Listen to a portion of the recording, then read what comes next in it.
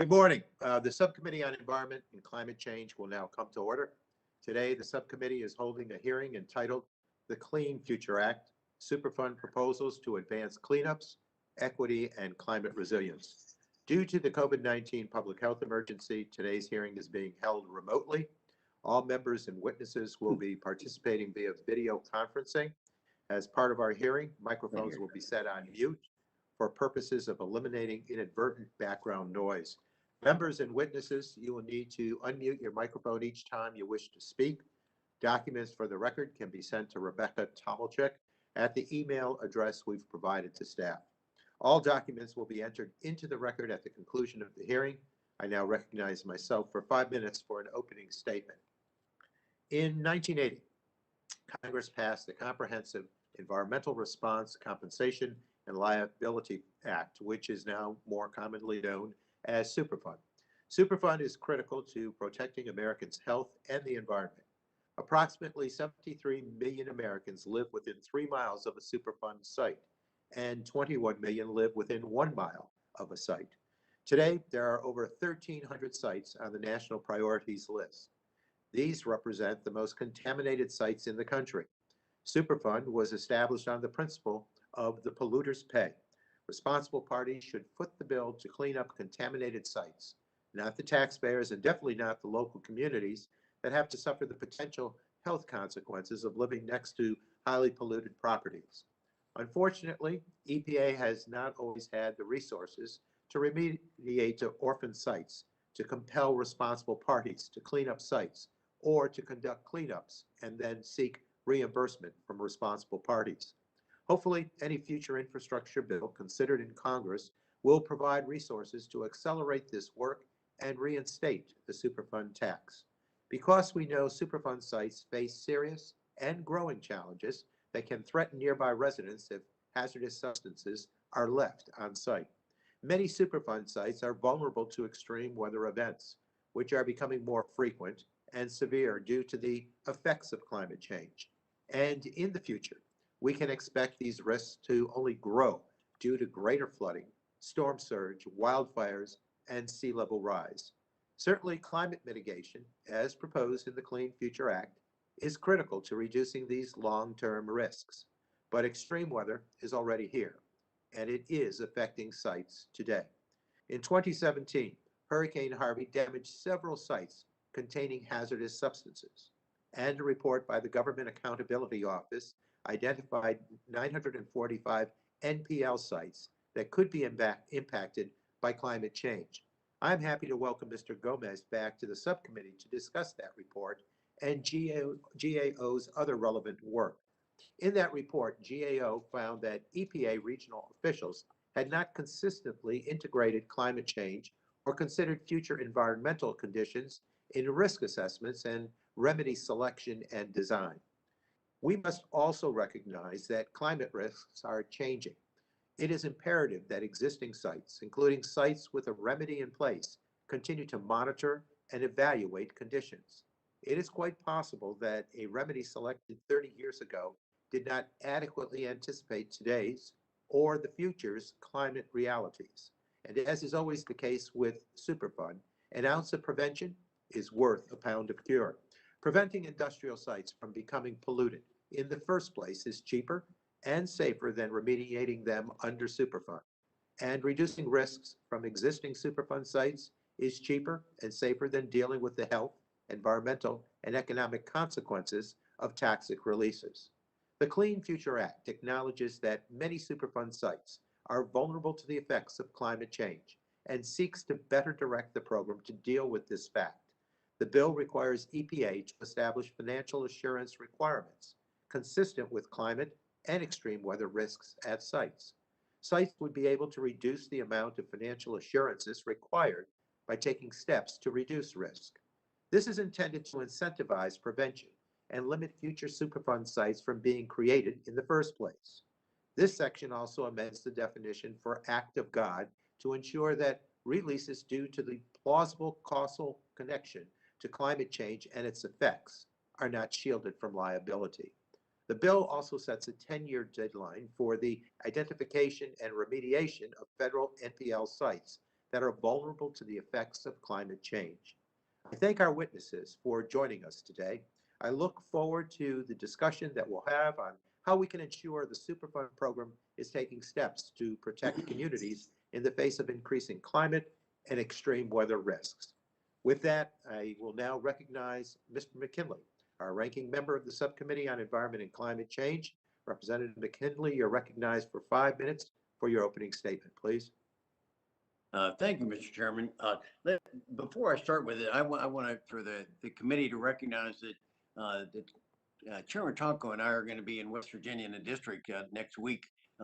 This is an effort for bipartisanship to show how we can work together and understand that we're going to wind up going back to New York to continue this message. We did this with Peter Welch, and now we're with Paul Tonko. So I think we all want to take a message from that. But Paul, before I look forward to it, my friend. Paul, I think Congress needs to set an example, though, not only on bipartisanship, but on this other matter. We all wanted our schools and our businesses to open, and during the COVID. And if the Senate and the House and other House committees are having these hybrid in-person meetings, we're congregating, Paul, as you know, on the floor there. Who's directing you not to allow our committee to have in-person meetings? We seem to be guided by the messaging coming from the physician, the House physician. So wait, so the other committees are violating it? I just know what our subcommittee is doing and our committee is doing. I think people are hiding from having these meetings. So look, back on the subject matter though, Paul, everyone wants to clean up these Superfund sites. They're a blight on America. Unfortunately, as you pointed out, there are over 1,300 designated Superfund sites across the country. Under President Obama, he cleaned up 82 sites in 8 years. That only averages at 10 a year. So do the math. Under that scenario, it would take us 130 years to remove these blights all across the country. And during that 130 years, as you know, Paul, other sites will be added to the list. So it's a never ending. It's never going to stop. America deserves better, Mr. Chairman. So what was the problem? Under Obama, his focus was entirely on climate, and the Superfund sites were neglected and they weren't pursued in an aggressive fashion. But how does that differ from what Trump did? Trump cleaned up the sites at twice the annual rate, 20 per year. He made cleaning up our sites a priority as compared to under Obama. His task force developed an emphasis list that they were following a plan, one that wasn't politically driven. As a result, sites like Westlake Landfill up in Missouri, Miami Alkali Company in New Jersey, Tar Creek in Oklahoma, Madison Creek in Missouri, they were all taken care of. They've been on the list, but under Obama, they couldn't get them taken care of. Trump did. He did what he said he was going to do. So they're all done. He also put together a lean management system that made the Superfund process more efficient and cleanups happen even faster. He also did it with community outreach programs that all across America, that we got responses back from elected officials who appreciated this attention to their problem sites. As former Chairman Walton mentioned in a previous hearing in a thank you note, an elected official from Portland, Oregon, hardly a Republican bastion, wrote that they had been waiting for years for the EPA to clean up the Willamette River and the Portland Harbor. But Trump made it happen. He focused on it. It wasn't climate change. He said, I'm going to clean up these sites, Mr. Chairman. And according to a Politico article last year, a prominent Superfund activist said, even though she couldn't stand Trump, she said he actually was getting something done. He was doing what he said he was going to do. She went on to say, quote, Obama was terrible on these issues, and Gene McCarthy only cared about the climate. So she went on to say that until the Trump administration, the last time she said that much work had been done on a Superfund site was never happened before. So, Mr. Chairman, this legislation doesn't seem to be supporting building atop the Trump successes, but rather it's going to slow things down. And it's tied to the Clean Future Act. The Superfund program will be mired again down in climate change debate and buried under reams of new bureaucratic requirements. And obviously, if history repeats itself, be relegated once again to the back burner like it was under the Obama-Biden administration. So in so doing, we can only expect the cleanup process to slow down again, and with less empathy to rural communities saddled with these horrors of Superfund sites in their backyard. So, Mr. Chairman, don't tell me that Congress is going to clean up these sites. Show me. Show me. I yield back. Thank you. The gentleman yields back, and I'll remind my friend that these cleanups don't happen overnight, that decades of work was done. They got completed under his clock, but certainly during the Obama years, they continued to work on cleaning up these efforts that are years worth of effort to make them clean. And if we want to continue that, we need to reimpose the tax. So with that, I will recognize the chair of the full committee, Representative Pallone, our hardworking chair, for 5 minutes for his opening statement. Chairman Pallone, please. Thank you, Chairman Tonko. Look, Mr. McKinley, I like you, and I'm trying not to be partisan here. And I know you started out talking about being bipartisan, but the bottom line is if you're going to continue to say that somehow Trump did a better job at cleanup than Obama, then I'm going to have to respond to that and simply say that it is not true. Okay, I would totally disagree that more was done under Trump than under Obama, or to suggest, which maybe you're not, but it sounded like you were suggesting that most of the sites are cleaned up. I assure you they are not. I can take you, talking about visits, you're going to go to West Virginia. I'll certainly take you to a site in my district in Old Bridge that is not cleaned up, and basically nothing happened towards its cleanup under President Trump. Trump did not make it happen, but I'd rather get back to what we can do together. But I do have to emphatically start out by saying that it is simply not the case that Trump did more than Obama. And to denigrate Lisa Jackson and Gina McCarthy, who were the EPA administrators, and say that they didn't do anything, that is simply not true. Lisa Jackson, when she became the administrator under Obama, prioritized Superfund cleanups. And I went with her to sites that had been delisted, literally taken off the list, and hadn't been cleaned up, and that we had to go back and relist them, okay? So, and the problem here also is the level of cleanup, right? In other words, you could just take a site off the list and say it's been cleaned up, and it hasn't been. Or you can decide to pave it over with asphalt and not remove the material underneath, and that's not cleanup.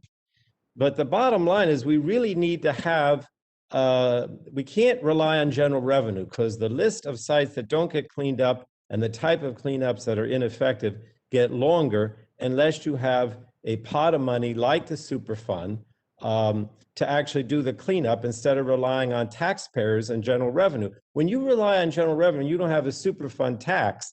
That means that the taxpayers are using their money from their income tax to clean up these sites, and that's not right. It's the oil and chemical industry that should pay this tax so that we have a fund to clean up these sites and not rely on the average taxpayer to do it. I just think it's wrong. So let me go back, Mr. Chairman. I have to shorten I guess I'll have to introduce my opening statement into the record because it's too long now since I've used up this time. But let me try to, if I could ask unanimous consent to include it in the record. But let me just try to summarize part of it. I wanted to say that there are provisions in the Clean Future Act that aim to address these sites and cleaning up these most vulnerable sites and prevent new contamination. And these substantive provisions in the Clean Future Act complement President Biden's efforts to invest in Superfund cleanups. The American Jobs Plan, which he talked about a few weeks ago, includes a proposal to restore payments from polluters into the Superfund Trust Zone Fund so that polluting industries help fairly cover the cost of cleanups. And that's a $5 billion investment, if you will, in the remediation and redevelopment of both brownfields and Superfund sites, as well as workforce development investments to turn these properties into economic growth and job creation. Now, I just want to say for many years, I've introduced a bill, the Superfund Polluter Pays Act, which would reauthorize the original Superfund fees and make polluters, not taxpayers, pay the cost of cleaning up these sites. And I think that taxpayers have been footing the bill to clean up polluters' messes for far too long.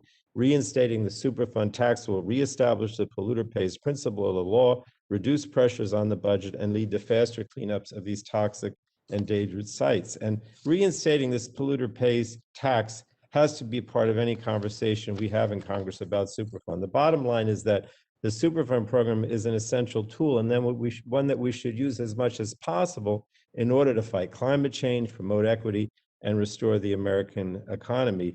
And there are many communities around these Superfund sites and potentially dangerous industrial facilities that I think that people in these environmental justice communities should have some peace of mind that these contaminated sites are being cleaned up and that polluters are paying for the work and that we're actively trying to protect their health. Let me just say, a lot of these sites are what we call environmental justice communities, and it's just not fair that the people don't have these sites cleaned up. They have not been cleaned up. So with that, I'll yield back, Mr. Chairman, and thank you for having this very important hearing. Okay, the chairman yields back, and I'll remind him and all of the committee that all documents will be entered into the record at the conclusion of the hearing. So your statement will be part of that. We now recognize Mrs. Rogers, ranking member of the full committee, for 5 minutes for her opening statement. So Mrs. Rogers, please. Thank you, Mr. Chairman. Good morning, everyone. Good morning to our witnesses. And Mr. Chairman, I'll just underscore that as Republicans, we are focused on results, and we look forward to working bipartisan to continue to get results and make sure that money is prioritized most effectively. Today, our subcommittee is having a hearing on provisions in the Clean Future Act that are related to the Comprehensive Environmental Response, Compensation, and Liability Act of 1980, also known as Superfund. I note that unfortunately, we're not hearing today from the U.S. Environmental Protection Agency, EPA. It's imperative that members have an opportunity to question and get feedback from EPA in a hearing setting. We need to hear about the feasibility of this legislation and how it would be implemented. Having any kind of discussion about changing Superfund cannot occur in a vacuum. So much has occurred in this program and at these sites in the last 4 decades that ignoring history risk makes Superfund outcomes worse. I know the chairman of the full committee is a big supporter of reinstating the Superfund tax as a way of curing what ails Superfund.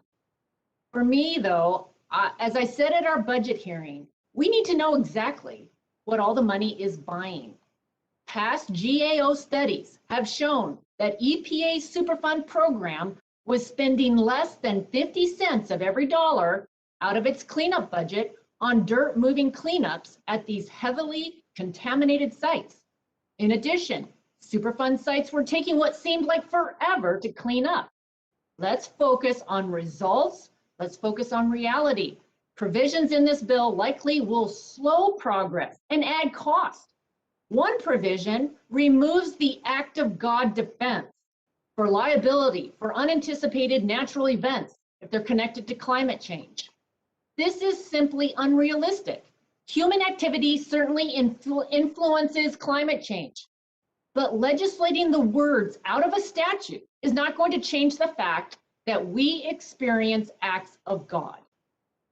In my home state of Washington, people are painfully aware of the 4 Superfund sites at Hanford, 32 years, and the Puget Sound Naval Shipyard, 27 years. More specific to my own district, Fairchild Air Force Base has 4 waste areas that officially have been on EPA's priority list even longer than Hanford and Puget Sound. We need to figure out how to move protective cleanups along rather than ways to make them take more time. That is why many of my Republican colleagues and I were so pleased with the work of the previous administration. They prioritized listening to affected communities, getting the cleanups done, and removing these sites from the national priorities list. The previous EPA didn't just say it, they did it. And the most delistings of cleaned Superfund sites in 20 years. And the Trump EPA positioned even more sites to complete their cleanups and receive delisting in the not too distant future. They'll not get credit for doing this, but all Americans are the winners when communities can turn the page to redevelopment and a cleaner future. Superfund and the communities with these sites have been marred by stigma, litigation, and delay. We should avoid creating more of that and instead produce the one thing Superfund was meant to do: clean up. Perhaps that's why so many of us are big fans of the Brownfields program. The sunniest side of the Superfund law, Brownfields, is a 20-year program that has successfully returned blighted properties back into productive use, whether for retail, industrial, or renewable energy. In Eastern Washington, we've seen the benefits of Brownfield grants for the Hilliard neighborhood and Riverfront Park in Spokane. I appreciate the Clean Future Act is only trying to further extend the Brownfields program. What is concerning for me is the significant funding increases and whether statutory funding criteria will be applied. I look forward to hearing the testimony of our witnesses and further discussing these concerns with the Superfund provisions in the Clean Future Act. We've seen in previous administrations how to approach Superfund in a successful way with prioritization, engagement with communities, and progressive cleanup actions. Let's keep working on results. Let's keep getting outcomes, not delays and inaction. And thank you, Mr. Chairman. With that, I yield back. The gentlelady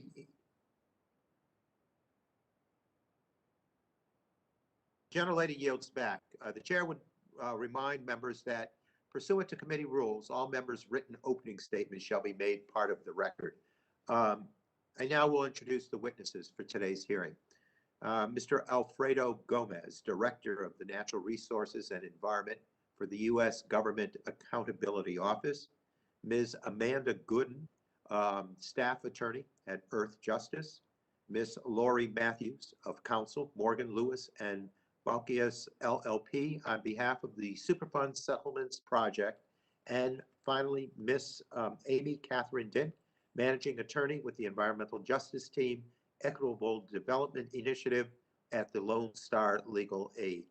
I recognize Mr. Gomez now for 5 minutes to provide his opening statement. Mr. Gomez, please. Chairman Tonko, Ranking Member McKinley, and members of the subcommittee, good morning. I'm pleased to be here today to discuss our October 2019 work on Superfund sites that may be impacted by climate change and the steps that the EPA can take to manage these risks.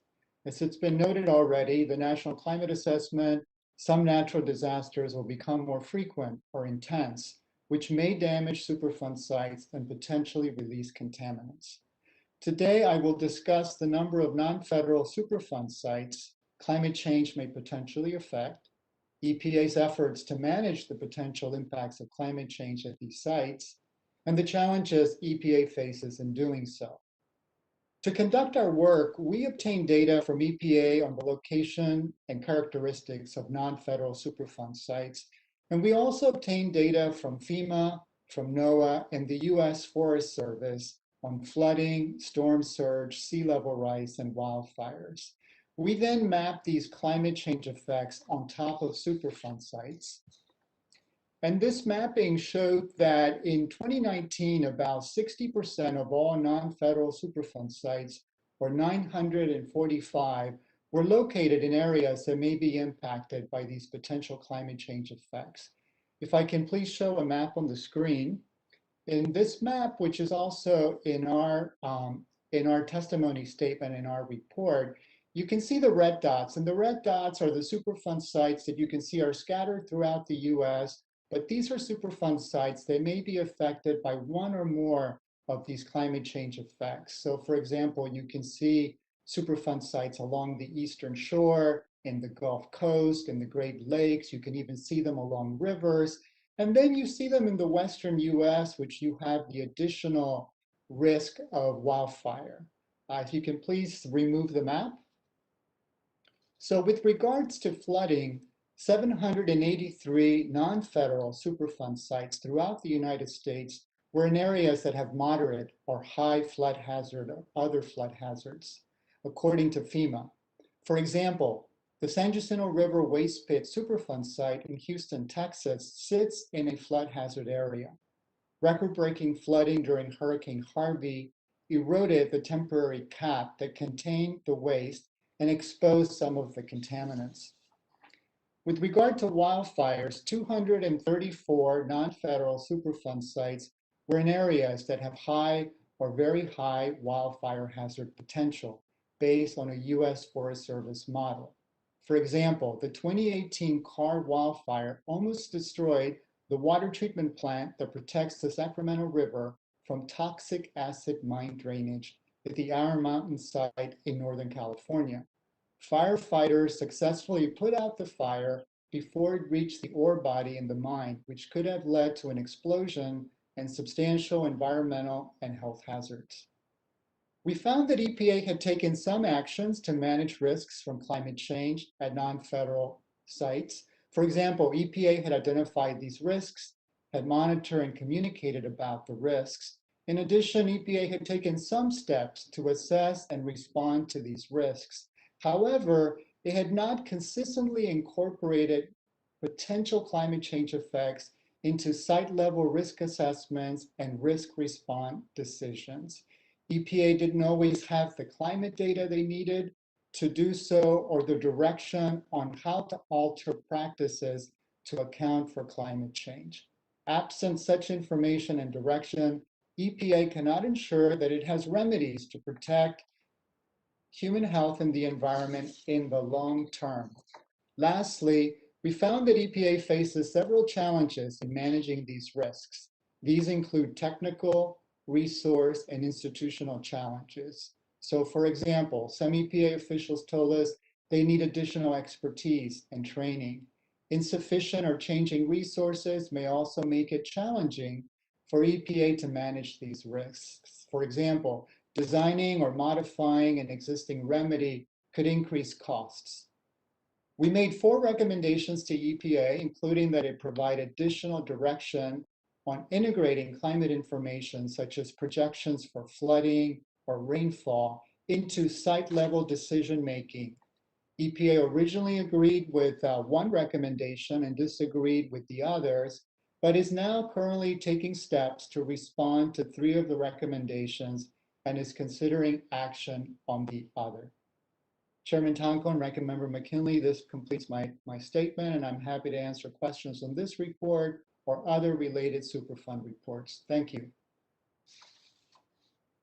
Thank you, Mr. Gomez, and we now welcome Ms. Gooden. Ms. Gooden, you are recognized for 5 minutes, please. Thank you, Chairman Tonko and Ranking Member McKinley. Good morning. My name is Amanda Gooden, and I'm an attorney with Earth Justice. I've been litigating and advocating for Surcla financial assurance requirements for nearly a decade. I want to focus this morning on the importance of the financial assurance provisions in Section 631. And financial assurances are basically insurance or bonding requirements. Broadly speaking, we require insurance for all kinds of activities. To drive a car, you need car insurance. If you want to buy a home with financing, you need homeowner's insurance. And if you want to rent an apartment, you need a security deposit. But you don't need insurance to handle hazardous substances. You don't need insurance even if the tanks you use to store toxic chemicals are obviously corroding and on the brink of failure. You don't need insurance even if your storage pond of hazardous sludge is in an area that is prone to flooding. You don't need insurance even if a spill at your facility would likely cause loss of life, contaminate drinking water, or devastate the surrounding ecosystem. This makes no sense, and it has to change. There are 3 important reasons that Congress should require facilities to have financial assurances under Surcla. First, these requirements help ensure that hazardous spills are cleaned up thoroughly and quickly. Second, financial assurances promote basic fairness by ensuring that the polluter pays for cleanup and not the public.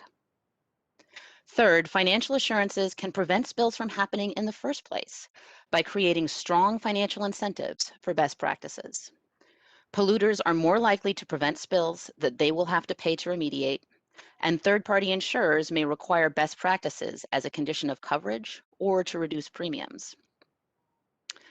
Now, we've already seen what happens without financial assurances, and it's not pretty. There are around 1,300 sites on the national priorities list. These are the most heavily contaminated sites in the country. The cost to clean up a single one of these sites can run from hundreds of millions to even billions of dollars for a single site.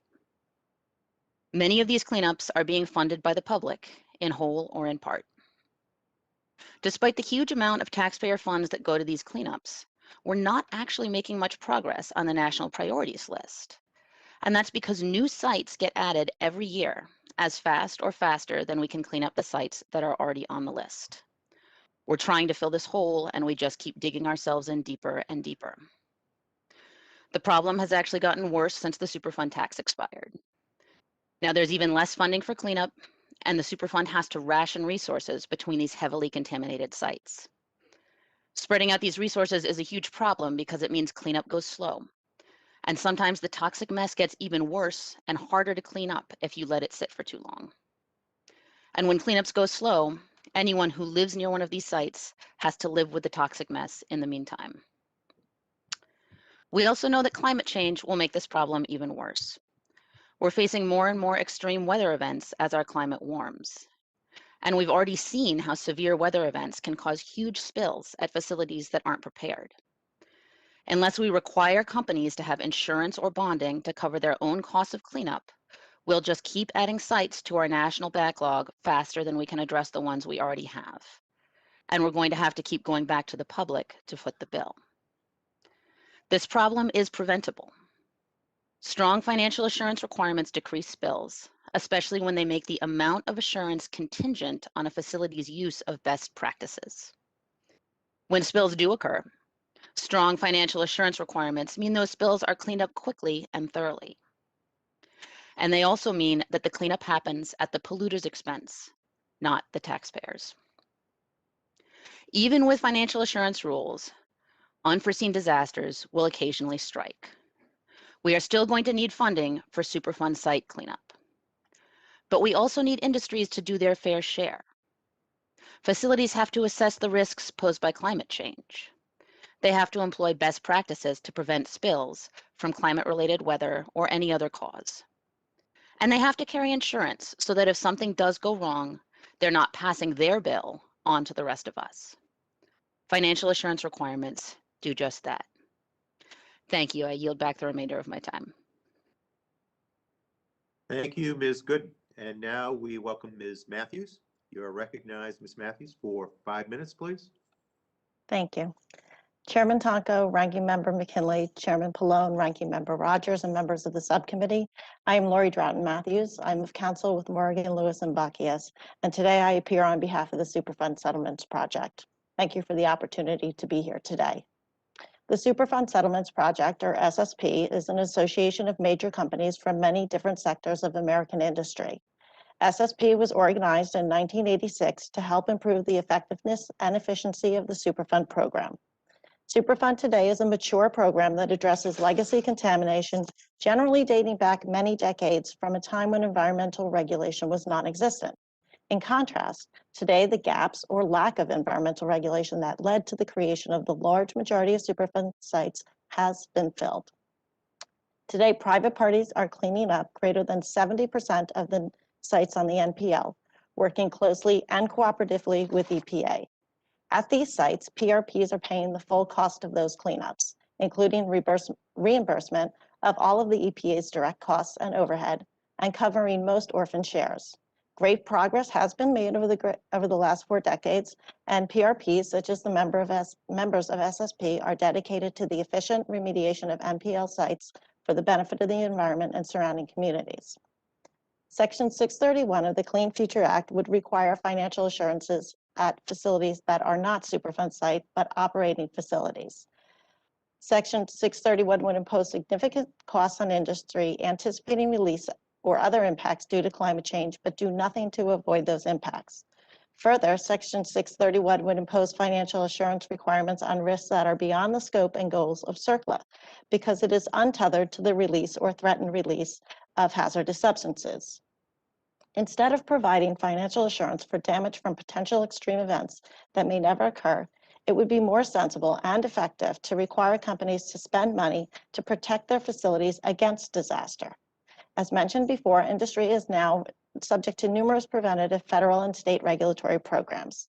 Specifically with regard to releases that could potentially lead to a Surcla response, these existing laws address the range of risks by requiring safe operation, implementing programs to minimize any release, and requiring addressing any resulting environmental conditions promptly if they do occur.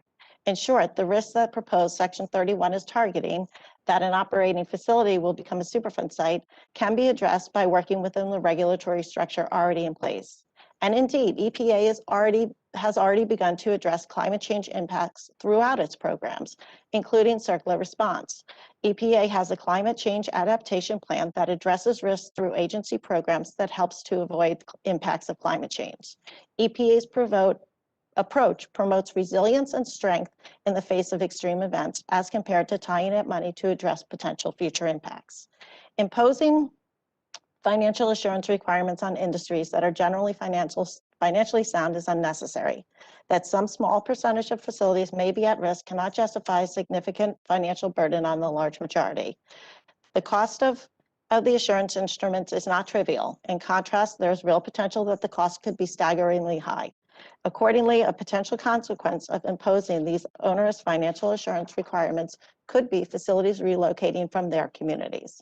Importantly, the risk that Section 631, my apologies, is seeking to address is speculative and would be essentially impossible to value.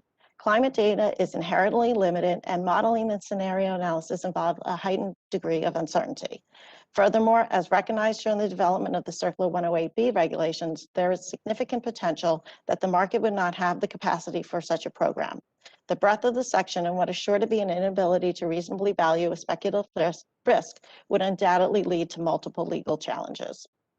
Section 636 of the Clean Future Act is vague and unfortunately unrealistic.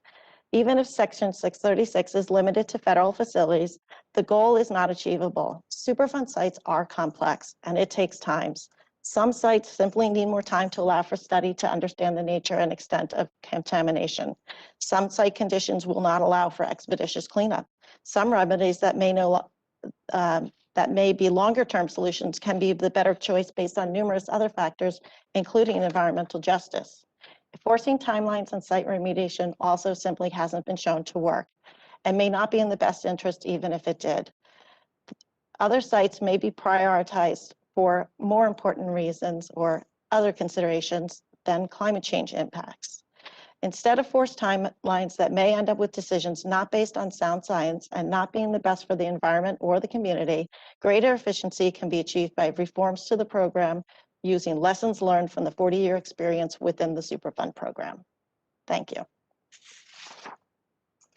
The gentlelady yields back. Now, Ms. Din, you are recognized. Welcome, by the way, and you're recognized for 5 minutes, please. Good morning. My name is Amy Catherine Din. I'm the managing attorney for the environmental justice team at Lone Star Legal Aid, which is part of the firm's Equitable Development Initiative. Lone Star Legal Aid is a 501c3 nonprofit law firm focused on advocacy on behalf of low-income and underserved populations. For the past 4 years, I've assisted these communities in Lone Star Legal Aid's 72 county service area along the Texas Gulf Coast and Eastern Texas to fight environmental injustices in their area. Based in Houston, our environmental justice team has worked to address disparities in these communities, which are particularly vulnerable to pollution resulting from climate change because of no zoning policies and the historical siting of facilities that comprise the area's significant petrochemical industry and low-income areas and communities of color. The environmental justice team of Lone Star Legal Aid thanks you for the opportunity to speak today regarding the Superfund proposals to advance cleanups, equity, and climate resilience in the proposed Clean Future Act. Specifically, Sections 631 and 636 of the Clean Future Act contain important provisions to environmental justice communities and Lone Star Legal Aid service area. These provisions offer protections to environmental justice communities in ensuring legacy contamination in floodplains and subject to extreme weather events are prioritized for remediation, and that the facilities have appropriate financial assurances to guard against the known risk posed by climate change. In 2017, Hurricane Harvey, which dropped a record 60 inches of rain over 5 days in the region, served as a wake-up call for the Texas Gulf Coast and the nation as the region struggled with unprecedented contamination that filled the floodwaters, directly impacting the health of many low-income communities. In Channelview in the Highlands, the protective cap at the San Jacinto River Waste Pit Superfund site was breached. Sampling after the floods of Hurricane Harvey showed very high levels of dioxin and furan along the surface of the northwest part of the waste pits.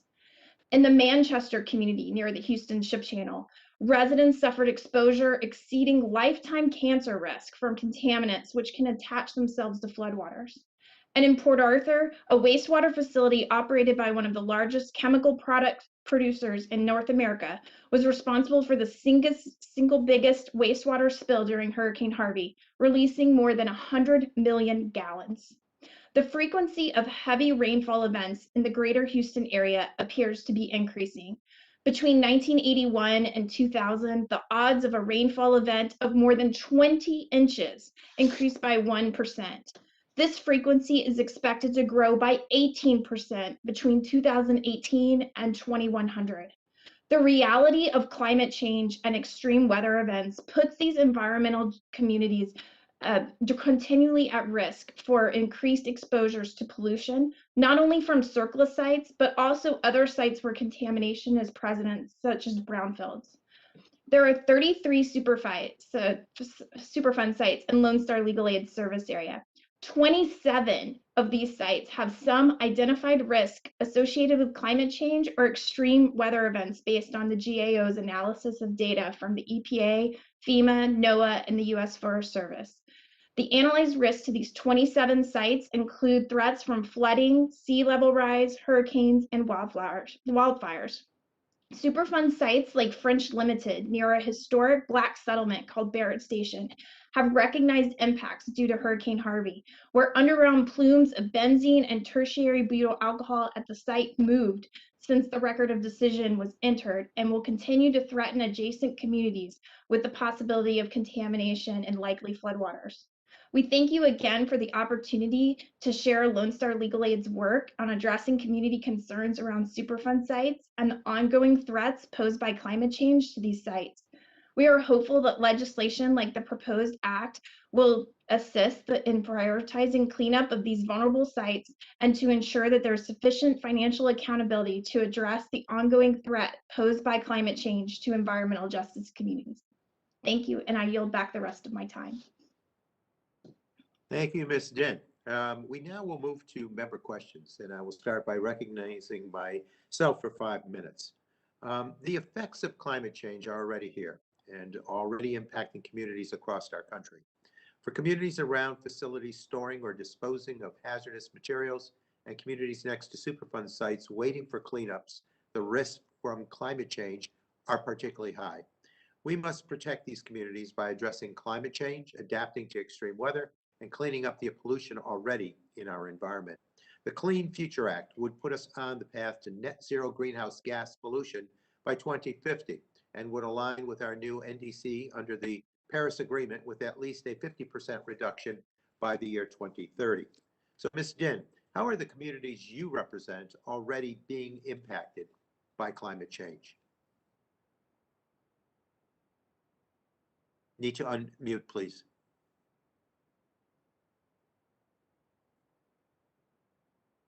Apologies.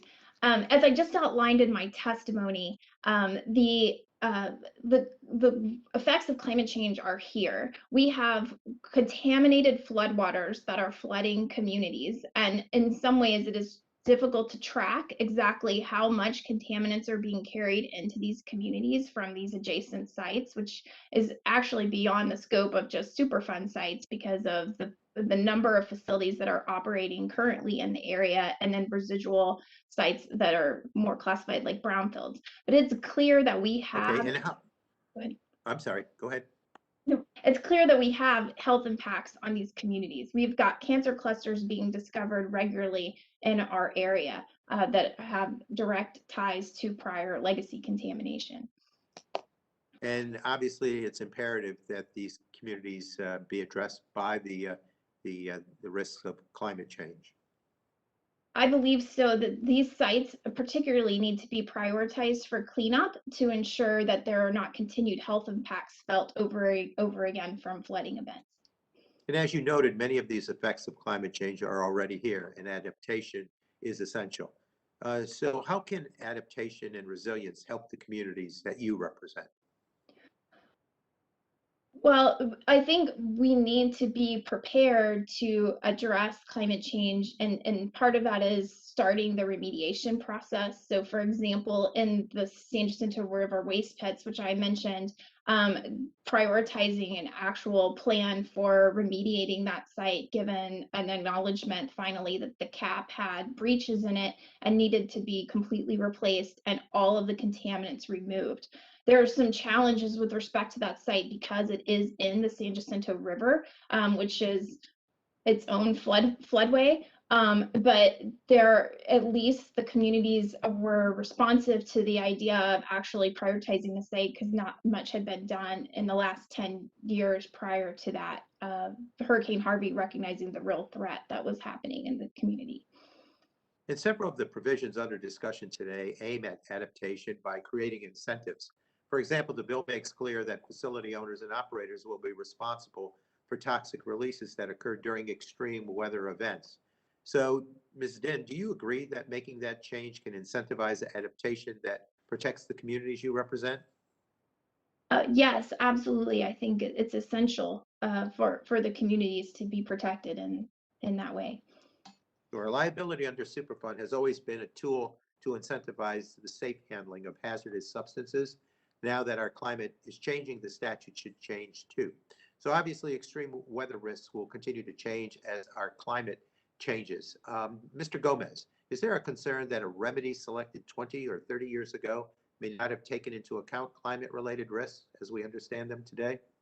Yeah, so that is a good question, and that was one of the intent of our study, right, is to look at those sites, especially those sites that have remedies that, as you said, are so old. And the question being, are they protective today, right? Knowing these potential hazards that exist, is that the case? And how important is it for EPA to monitor and regularly review sites using the latest understanding of climate science? We would say that it's very important. You know, EPA does have, for those sites that are completed, they do the review every 5 years, which is a good opportunity then to visit that remedy that's in place to see if it continues to be protective given the information that they have today. So is it doing enough? Is EPA doing enough in accounting for climate risks in its assessments and remedy selections today? So right, so what we found is that it was incorporating some of this information when it was available, and in other cases, when it was not available, people weren't doing it, people didn't know where to get it from, people were challenged with finding the climate experts, even within the same agency, to help them think through those things. So part of our recommendations were along those lines, right, to ensure that everyone has the information, the guidance that they need, so they can make those better decisions on the ground. Thank you, Mr. Gomez. My time is up. I'll now recognize Mr. McKinley, our subcommittee ranking member, for 5 minutes to ask questions, please. Thank you again, Mr. Chairman. I think we all have to remember what our goal is here, and that is that we want to clean up our sites as expeditiously as possible and not put more further impediments in the way with it. So if I could turn to Ms. Matthews on with some questions. So my first question would be, are the provisions in this bill that we've talked, are they going to continue the pace that the EPA was implementing under President Trump, or are they likely to slow down the cleanup process and do less? I think that they have some potential to slow down the cleanup process and to divert resources to something that isn't part of the cleanup process. So what I hear some of my other panelists talk about is that things need to happen and that there are impacts from climate change. And then, so the sites need to, the response actions at those sites need to address that. But having those financial assurance provisions is not doing that. It's going to put this massive program in place that that will make tons of money will be spent on it, and resources at EPA will need to monitor it, and not just one time, but annually. It's a big program. There's a lot of work to be done for Superfund. Let's Okay. do the work. All right, I think, and you just touched on one thing that Ms. Gooden said, that they don't have insurance on a thing. For those of us that have come from the business world, understand that all of these petrochemical companies or all industries that are producing these have liability insurance. So I think she just misrepresented over the insurance provision with it. And further in my opening statement, I talked about at the pace we're on, we're talking about we could be as much as 100 years before we clean up the existing sites. And then we're going to be, as others have said, we're going to be adding more to this in the future. So my question back to Matthews again is, what would you recommend? How can we improve the existing program to expedite this cleanup, but without adding more bureaucracy, more big government? What's your solution to that? Like I said in my statement, the Superfund program is now very mature. We have 40 years of experience, and there are definitely lessons learned where we can start to make some progress at streamlining some of the issues.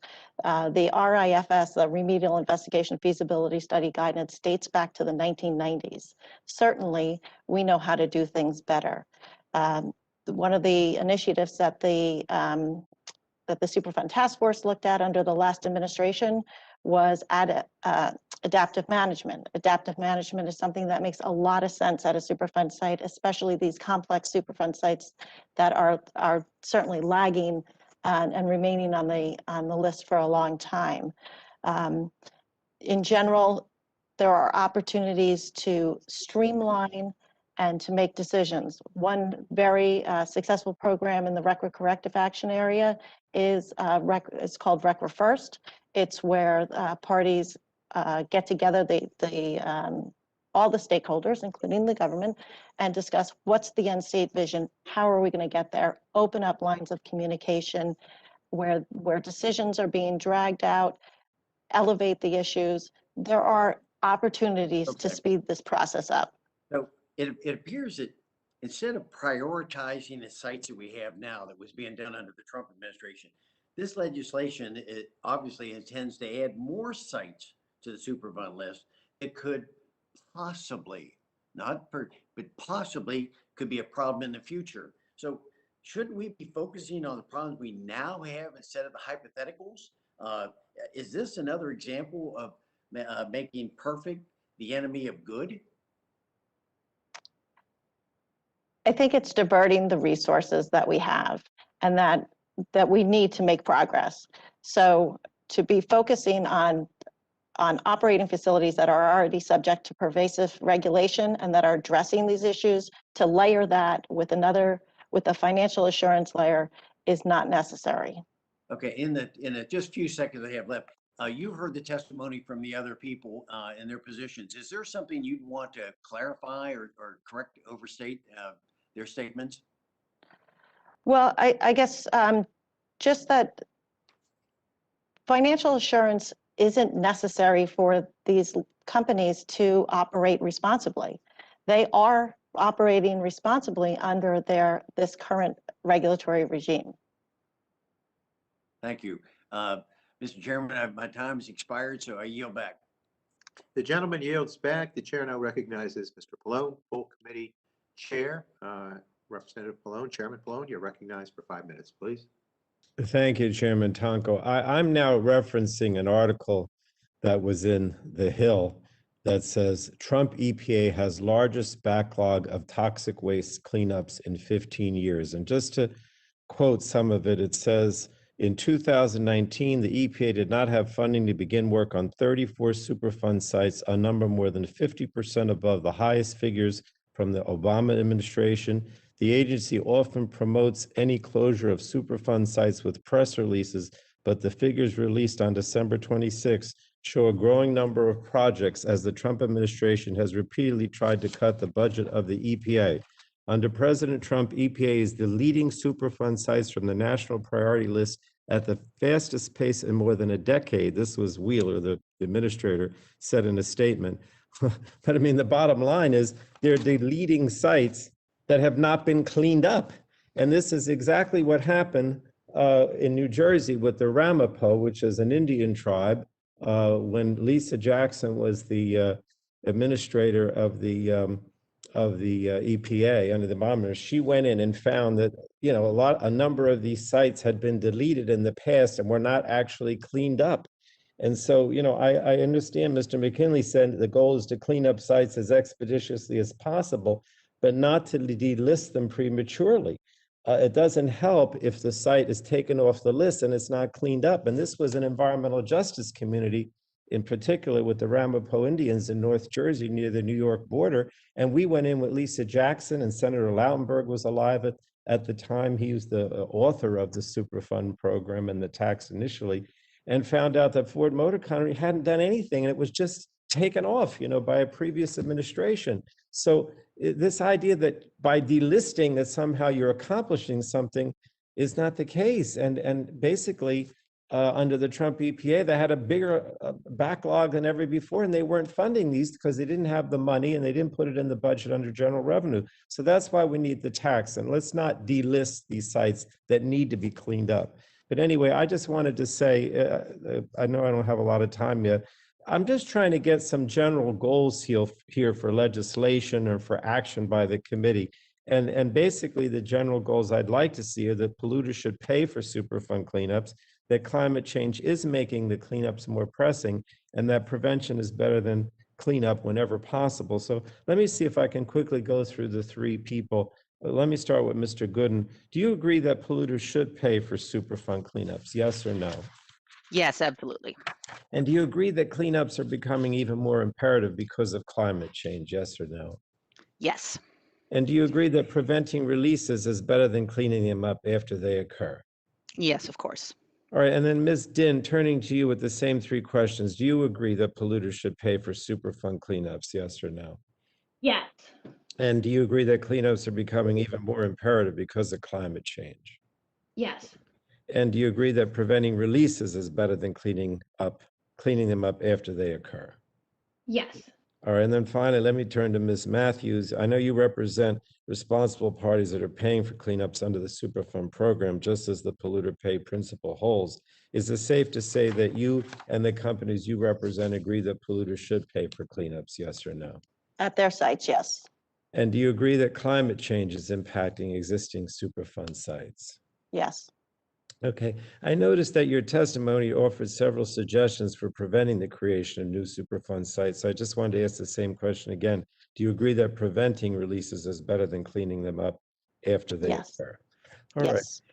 And I'm only saying this because I think there are some general principles that hopefully we can agree on. I'm not saying that just because the three speakers said they do, that means that everybody on the committee on a bipartisan basis agrees on these principles. But I just, again, I want to talk about the Superfund tax.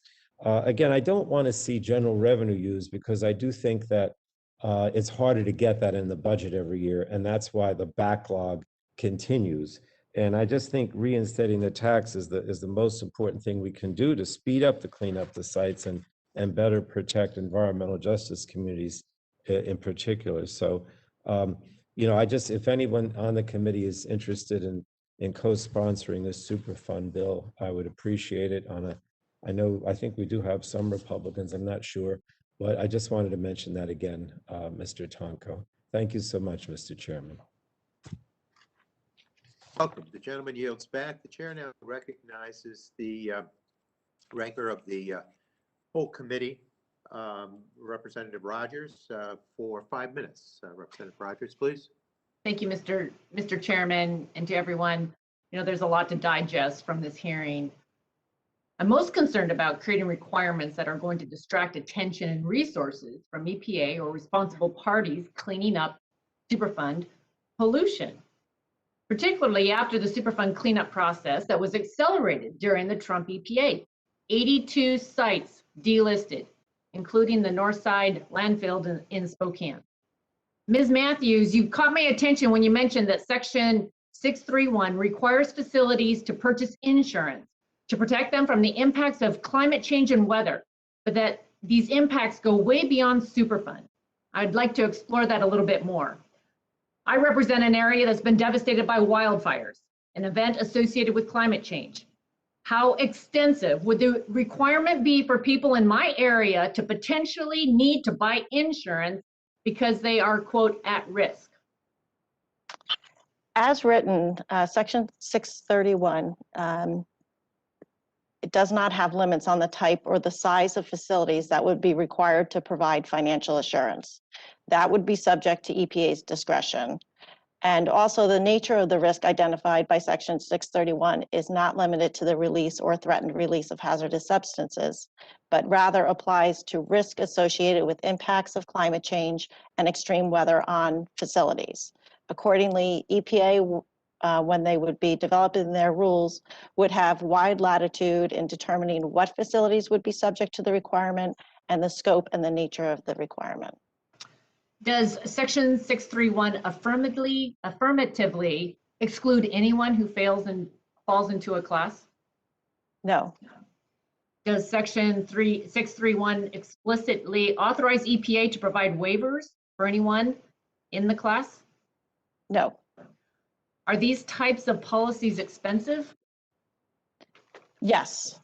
Does Section 3.1 provide any way to defray the cost of these products based on income level? No. Thank you. Mr. Gomez, many of the Republican members and I support the use of opportunity zones to economically jumpstart communities that need this help. In fact, a number of census tract designated opportunity zones have been identified in my district. Since June 1st, 2018, EPA brownfields funding of just under $29 million in census tract opportunity zones has led to accomplishments at 1,255 properties, which have leveraged over $400 million in additional funding and created 1,500 jobs. Has GAO done work in this space to examine the benefits of combining these economic and environmental policies? Thank you for that question. And that is a good question. We have not done work in that area, and we would be happy to Okay, pursue thank you. Thank you. Can we work together to explore these kind of solutions to increase opportunities in communities? I think you're about ready to say that. Yes. Okay, super. Thank you. At the EPA budget hearing 2 weeks ago, I mentioned the city of Seattle has been repeatedly exceeding its Clean Water Act approved limits for dumping sewage into Puget Sound. The state of Washington directly and scientifically correlates that these continued dumping of sewage is damaging the salmon population. In fact, Puget Sound Chinook and Puget Sound Steelhead, their populations are in crisis. NOAA has identified that these specific salmon in Puget Sound as the highest priority to save the orcas. Governor Inslee and the Washington Department of Ecology recently proposed a general pollution permit that would allow 58 sewage treatment plants in King County to continue the illegal dumping of sewage in Puget Sound. EPA Administrator Regan committed to me to take action to keep the city within its permitted discharge limits. Ms. Gooden, because exceeding a permitted discharge level of pollutants can lead to an additional Superfund designation, will Earth Justice also commit to demanding that the city, the state, and the EPA ensure that the city of Seattle comply with these discharge levels? Representative Rogers, we take a number of actions to try and clean up the waters in and around Puget Sound and throughout Washington to protect salmon and steelhead, as I believe you're aware. Have you looked specifically at these discharge permits and they're under review right now? I personally have not, and I would have to ask to see whether anyone in my entire organization has. Okay, thank you, everyone. With that, I yield back. The gentlelady yields back. The chair now recognizes the gentlelady from Colorado, Representative DeGette, who also serves as chair of the subcommittee on oversight and investigation. Representative DeGette. Thank you so much, Mr. Chairman. I think it's really important as we have these discussions that we not conflate all of our different environmental remediation laws. Brownfields are something we all can agree on this committee should be cleaned up. And in fact, I've been working on brownfields legislation ever since I was in the Colorado legislature in the 1990s. But what we're talking about today, and so we're not talking about opportunity zones with brownfields cleanup. We're talking about the most intransigent environmental sites that we have and the most complicated to clean up, and that's Superfund sites. And so I want to ask our witnesses about some of these Superfund sites. We have some right in my congressional district in Denver, and I want to talk about why it's important that we look at climate change as we look at prioritizing these sites. Many of my colleagues on both sides of the aisle are correct. It has been difficult for us to get all of these Superfund sites cleaned up. And I think all of us agree, including apparently the Republicans' witness, that polluters should have to pay to clean up the sites. But unfortunately, we just have not had the financial wherewithal to do it, and we need to expedite it because of climate change. So, Mr. Gomez, I want to ask you a couple of questions about the GAO study. Now, as I understand it, under the Obama administration decided that one of the criteria that should be used in cleaning up these sites is climate. Is that correct? Yes, that is correct. And then as I understand it, under the Trump administration, the EPA was instructed not to take into account climate impacts when prioritizing Superfund sites to clean up. Is that also correct? So it was really unclear to regional staff because it was not. Go ahead. Yes, it was unclear to regional staff, who are the ones that carry out the work, what the agency's goals and objectives were, because it was not part of the strategic plan. So some field offices did move forward and try to get information. Others didn't know where to get it or whether that was the direction or not. So it was unclear to some people. And so that led to an inconsistent prioritization of climate as a factor in prioritizing sites. Would that be fair to say? Yes, that's correct. And we had a recommendation along those lines to make sure to align all of the goals and objectives in the agency so people are clear about what they're supposed to do and how to do it.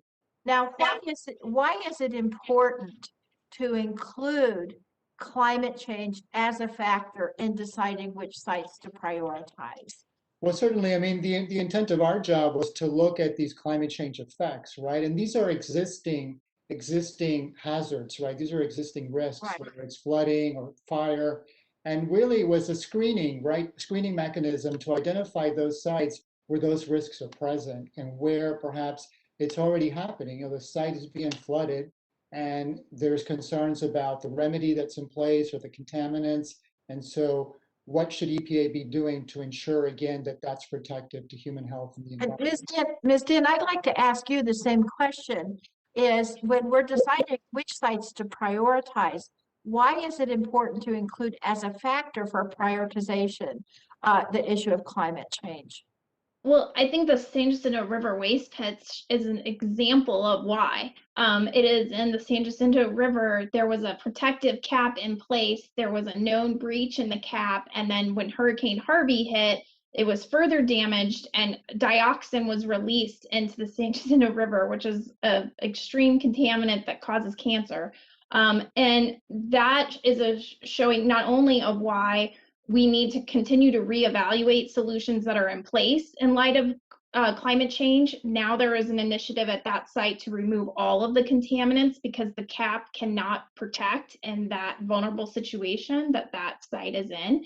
And then we need to continue to look at sites that are threatened by this because the release of these toxins into floodwaters or areas where it may contaminate drinking water or other surface waters that are used for agricultural purposes, it is a real threat to these communities that live nearby. Thanks. And Ms. Gooden, just quickly, do we have sites similar to this site Ms. Din just explained throughout the United States that are more vulnerable because of climate issues? I believe we do, yes. Thank you. Thank you so much, Mr. Chairman. I yield back. You're welcome. The gentlelady yields back. The chair now recognizes the gentleman from Ohio, Representative Johnson. You have 5 minutes for questioning. Well, thank you, Mr. Chairman. I've grown increasingly concerned that we've now had at least 5 hearings on different sections of the massive Clean Future Act. And although I wish it weren't the truth, the prevailing sentiment of my Democratic colleagues seems to be, let's just pass this thing and see what happens. From rushed renewable mandates that could jeopardize grid reliability and national security, to the plight of oil and gas workers who would lose their jobs with no real alternatives, I'm observing the same blasé attitude from some of my colleagues on the other side of the aisle as we take a closer look at the Superfund provisions in the bill. There's one thing that we all agree on, though, that these sites need to be cleaned up as soon as possible. But when we examine more closely some of these provisions intended to improve the Superfund program, they're filled with vague top-down mandates, contradictory requirements, and new rules that could actually delay cleanups and further push back productive redevelopment of these sites.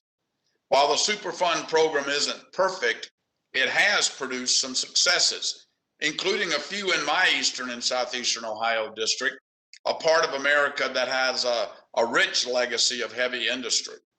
Repurposing and redeveloping these sites has resulted in new businesses, community revitalization, and hundreds of much needed jobs in my region of the country.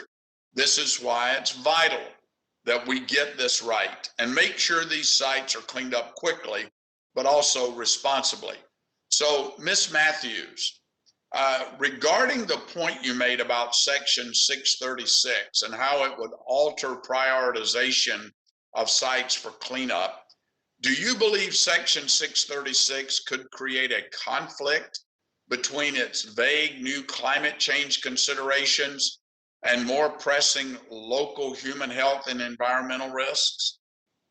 I think there's definitely a potential for that. There may be sites that are vulnerable to climate change, but they're sites that are, have relatively stable conditions. Maybe they're a groundwater site that where if it was a flooding impact, different concerns. And then you may have another site that's not vulnerable to climate change that doesn't have human exposure under control yet. And in that case, what are you balancing? This speculative risk at a stable site versus a condition that needs to be addressed to get, for example, human exposure under control. Yeah, and you actually answered, I think, my second question. I wanted you to provide a practical example of how the risk to public health and the environment may pose a greater risk than sites with this new climate risk designation. And I think you just did that. So if there is a conflict, is it clear in the legislation which side is meant to prevail? Well, for Section 636, certainly the emphasis would be about the climate, those sites that had the climate impact, that those would come first in line. And that's going to, I believe that's going to be detrimental to public health and environmental concerns. Ms. Matthews, continuing with you, your testimony states that top-down forced timelines lead to unscientific decisions that are not in the best interest of a community, and that better outcomes can, and I quote, be achieved by reforms to the program using lessons learned from the 40-year experience with the Superfund program. Can you expand on this statement? What lessons are you specifically talking about? I think that at this point, we understand much better than we did 40 years ago, that if you have, for example, a certain type of groundwater contamination in a certain hydrogeologic structure, that there are remedies that are going to work and remedies that aren't. There are, so there's just scientific understandings that we have developed over all these years. We also are very familiar with the process. As PRPs, as regulators, we know how to go about this. And all of that can be streamlined because we're all on the same page there. Okay. All right. Well, thank you, Ms. Matthews. Mr. Chairman, I yield back. The gentleman yields back. The chair now recognizes the gentlelady from Illinois, Representative Schakowsky, who also serves as our subcommittee chair for Commerce and Consumer Protection. Representative Schakowsky, you have 5 minutes.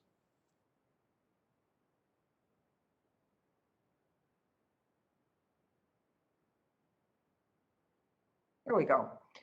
I have a question, actually a question or two for Ms. Din. Can you speak briefly to the economic impact that Superfund sites have on the communities that surround them? Well, for example, the San Jacinto River waste pits, which I mentioned earlier, is directly in the San Jacinto River. And so continued threats of contamination from that Superfund site could impact industrial interest in the area that rely on water. It impacts recreational interest. It impacts fishing of the area because the fish can be contaminated. And in fact, the fish cannot be eaten in that area for a long time. That's been posted. And so there are definite impacts if there's contamination like dioxin in rivers. And that same type of risk is posed by these sites where you would have risk of health impacts associated with contaminants that pose health impacts like cancer. Let me ask another question. So job creation and workforce development are both essential components of President Biden's American Jobs Act. So I wanted to ask you, how might workforce development training help some of the communities that you represent? And do you think the federal government should invest in training workers from impacted communities to carry out the cleanup? I think there's a really great opportunity here to engage impacted community members in the cleanup response by training them and providing them a path to good paying jobs in the industry around cleanups and remediation. There are a number of successful programs that I'm aware of in the brownfields area, and there's not a reason why those similar programs couldn't be replicated in a Superfund site. There might be some additional challenges associated with, but the remediation processes are still somewhat similar. And that would be a good way to engage the community around being part of the solution. Right, thank you. So, Ms. Gooden, the conversation, a lot of conversation now about this financial insurance requirement. And I was really impressed when you first gave a list of the ways that insurance is required in various ways that where the community could be harmed. Actually, you were accused of misrepresenting the use of these financial insurance requirements, and it seems to me obvious. We're talking about Superfund sites that there ought to be insurance. I wonder if you could talk a little bit more about that. It seems kind of like a no-brainer to me. Yes, Representative, it does seem kind of like a no-brainer to me too. And just to respond to the earlier suggestion that I misspoke, none of these sites, no site in the country has Superfund insurance. Now, some sites may have other kinds of insurance to protect against other risks, but we don't require even the most risky sites in the country to carry any insurance specifically to protect against the risk that they could create the next Superfund site and that they could abandon that site to the public to clean up. So I see that as a huge problem. And I mean, again, to put it in more common terms, I have homeowners insurance. That doesn't mean I can avoid carrying car insurance. We're talking about different kinds of insurance, and none of these facilities have Superfund insurance. So has this ever been suggested or debated and shot down? Well, yes, it has. EPA did a substantial amount of work to develop draft Superfund insurance requirements for several industries. And then under the last administration, they decided they had the discretion not to require any insurance despite the risks that EPA had identified. Well, just in closing, let me just say, I think that this is something that we ought to give some serious consideration to. Otherwise, the taxpayers and the communities are left hanging and pick up the bill. So I yield back. Thank you, Mr. Chairman. You're welcome. The gentlelady yields back. The chair now recognizes our colleague, the gentleman from Georgia, Representative Carter. Welcome. You're recognized for 5 minutes, please.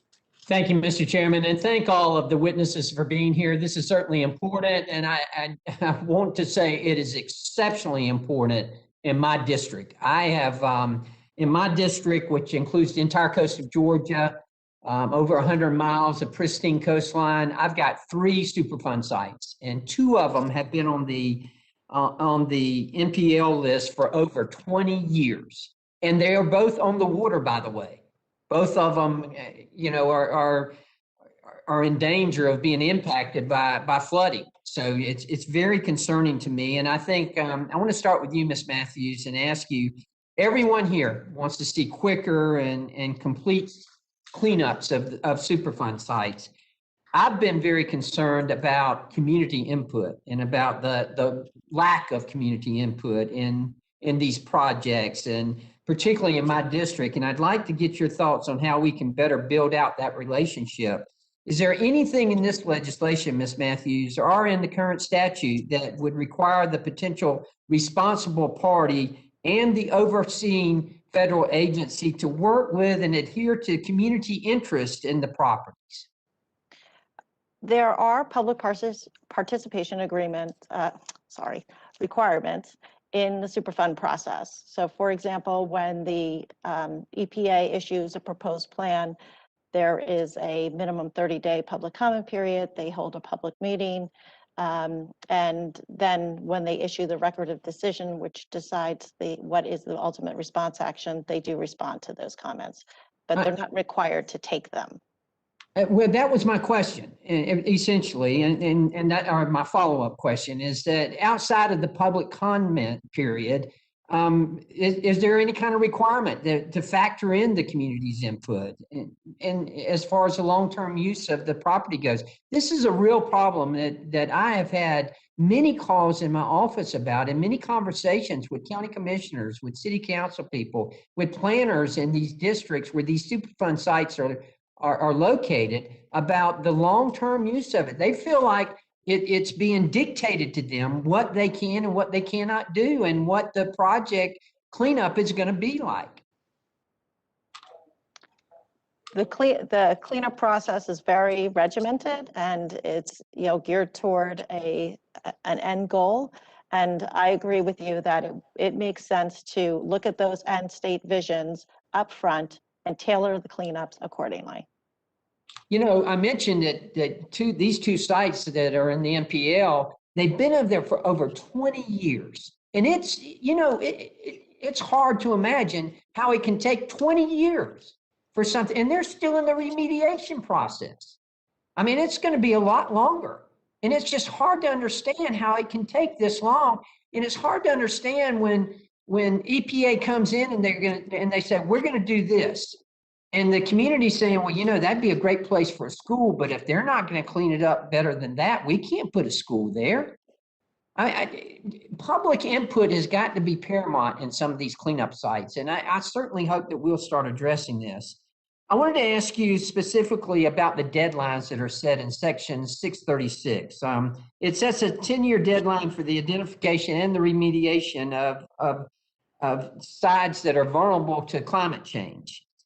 And as I said, I've got 2 sites that are on the NPL in my district that are right by the water, right on the marsh.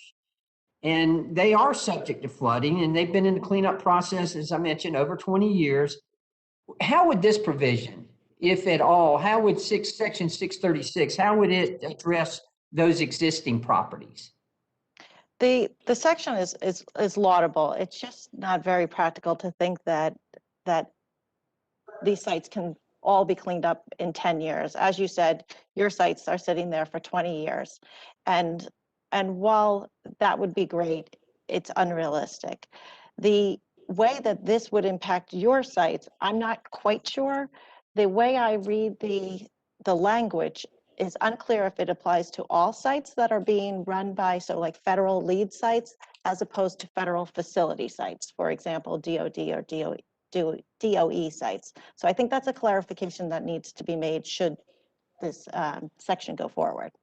And don't you think there's a danger that if we put a time limit like a 10-year, and look, I'm advocating, I'm frustrated, obviously, that it's taken 20 years on these two sites and we're still in the remediation process. But if we do put a 10-year limit on it, I'm worried that it's not going to get cleaned up like it needs to get cleaned up. Certainly, there are conditions associated with Superfund sites that will make that meeting a timeline impossible. Mr. Chairman, thank you very much, and I yield back. Thank you, Ms. You're Matthews. welcome. You're welcome. The gentleman yields back. Chair now recognizes the gentleman from Maryland, Representative Sarbanes, a staunch defender of the Chesapeake Bay. You're recognized for 5 minutes, please. Thank you, Mr. Chairman. I appreciate it very much. I appreciate you holding the hearing. I also want to thank Chairman Pallone for his leadership. I know that the Superfund program has been a priority of his for many, many years, and certainly appreciate him continuing to push on this very important issue. I want to focus today, as some others have done, but I don't think we can overemphasize this, on the issue of environmental justice and how it relates to the contaminated properties that we're discussing today. As we know, there's an estimated 73 million people who live within 3 miles of a Superfund site. That's a pretty startling statistic. These communities are disproportionately communities of color and low-income communities, and they are bearing the brunt of our environmental pollution oftentimes. To add to this, we are experiencing more intense and frequent extreme weather events that can and have led to the release of contaminants like lead and arsenic into neighboring communities, environmental justice communities. In my state, my home state of Maryland, we have several Superfund sites, and we are also experiencing floods and sea level rise, which climate change is exacerbating. So if we're going to protect our residents, we need not only to clean these sites up, but we also got to build resiliency against the known risks of climate change. I think it's important that we go a step further, though. If we're really going to build back better in an equitable way, and I know that the president is committed to that, we need to not only address these contamination issues, but invest in these environmental justice communities and provide economic opportunity for them. In other words, it's not just about doing the right thing to make sure that these communities are not disproportionately impacted by these environmental contaminants, but it's looking at what are the economic opportunities that can be afforded as well. That's why I'm pleased to see Section 234 in the Clean Future Act, because it would not only help to remediate these properties, but use it as an opportunity to develop clean energy projects and to create jobs. Ms. Dinh and Ms. Gooden, if you'd like to provide your perspective on this, I'd appreciate it. Can you share how remediating these sites will not only help from a public health perspective, but also can help in terms of providing an opportunity to build a cleaner future for neighboring communities and offer some of these economic opportunities? Thank you.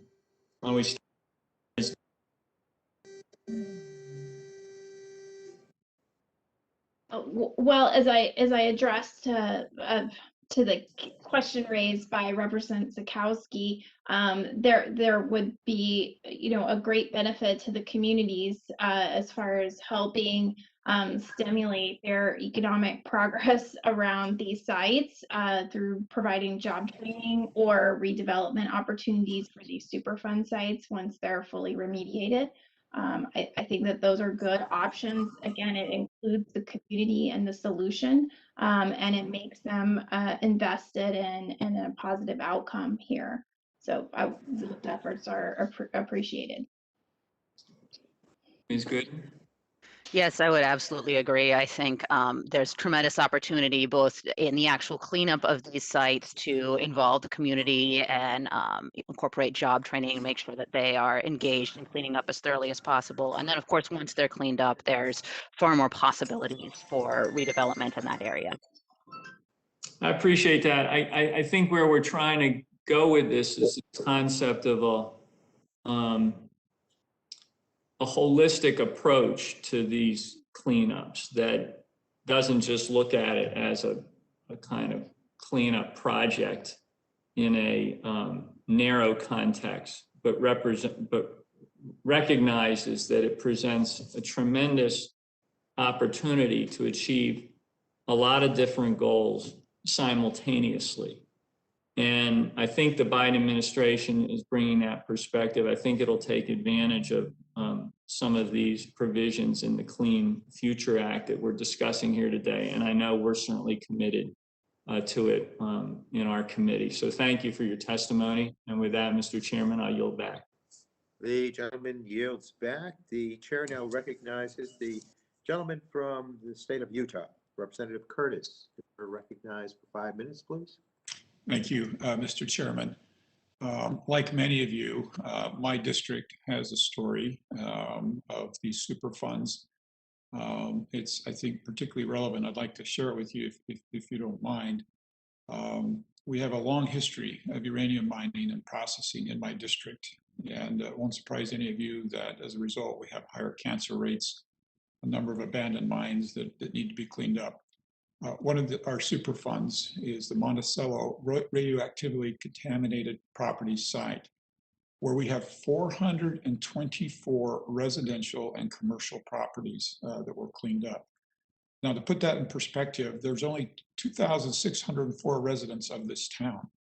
So 1 in 5 of their buildings had to be dealt with. Listen to this, tailings were used for building materials. They took the tailings out and used them for driveways, for backfill, for basements, mixed it into concrete, and you can imagine the results of this.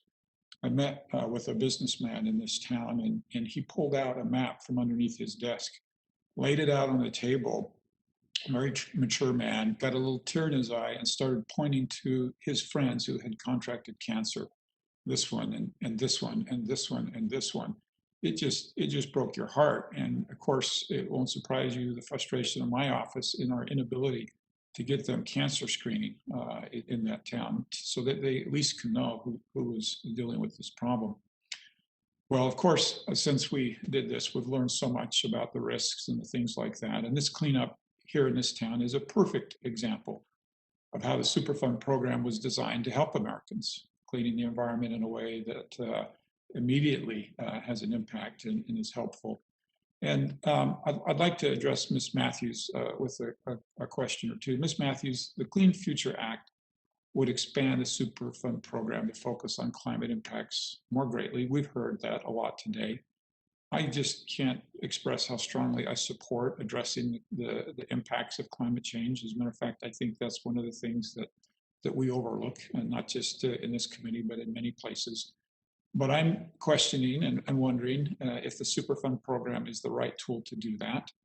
I'm worried that this legislation would hurt our ability to clean up areas that I've just described that are health risks today by focusing on some of the ambiguous goals related to potential climate impacts. I'm curious your opinion of that, Ms. Matthews.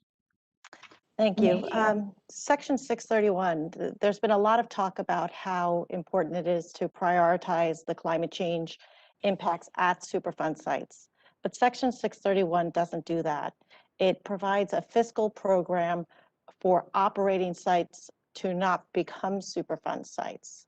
But as I said in my testimony, because they're the existing regulatory framework prevents that and provides incentive to prevent that, we don't need this extra program. And those insurance requirements that these facilities have, these insurance policies and the things, they are the Superfund assurance, or the Superfund insurance that Ms. Gooden spoke of. They're preventing, they're providing funding should anything happen. If you have that rusty tank and there was a rupture, you have an insured, it will be cleaned up. The site you talk about is what I was talking about from existed because of the lack of environmental regulation decades and hundreds of years ago. I have a site where the contamination is from the turn of the, not this century, the last century. So we're talking about addressing those sites, we shouldn't be talking about adding a fiscal program on top of the need to do that. Okay, and I don't want to put words in your mouth, but it sounds like that you would agree with me that the proposed revisions to the Superfund may actually undermine efforts like that were made in this town, and we need to be super careful of them. I think it's important to focus our resources where we're going to get the most bang for our buck.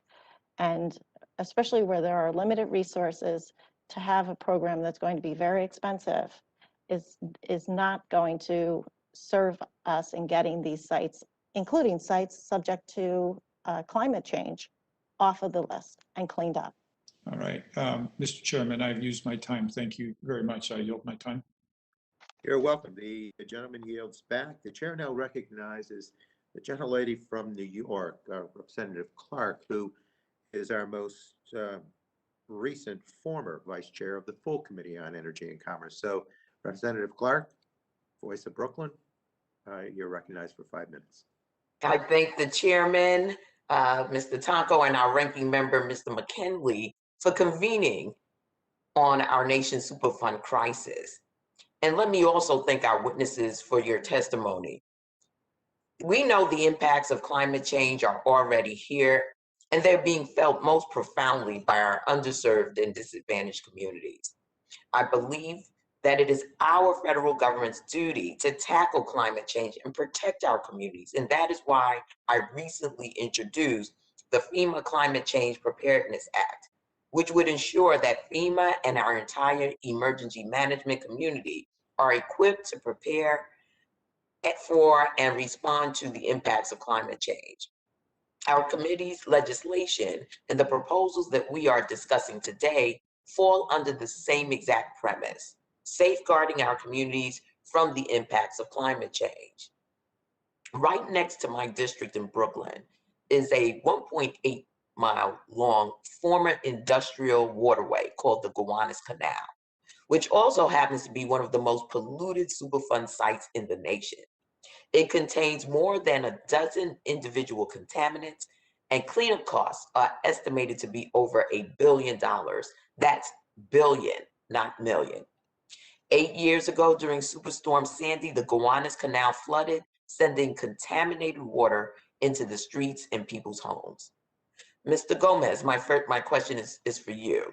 What are some of the major risks that climate change might pose for a site like this? And what sorts of risks or hazards might the impact be on nearby communities? Sure. Well, thank you for that question, Representative Clark. So obviously, as you noted, this is a site that has a lot of contaminants.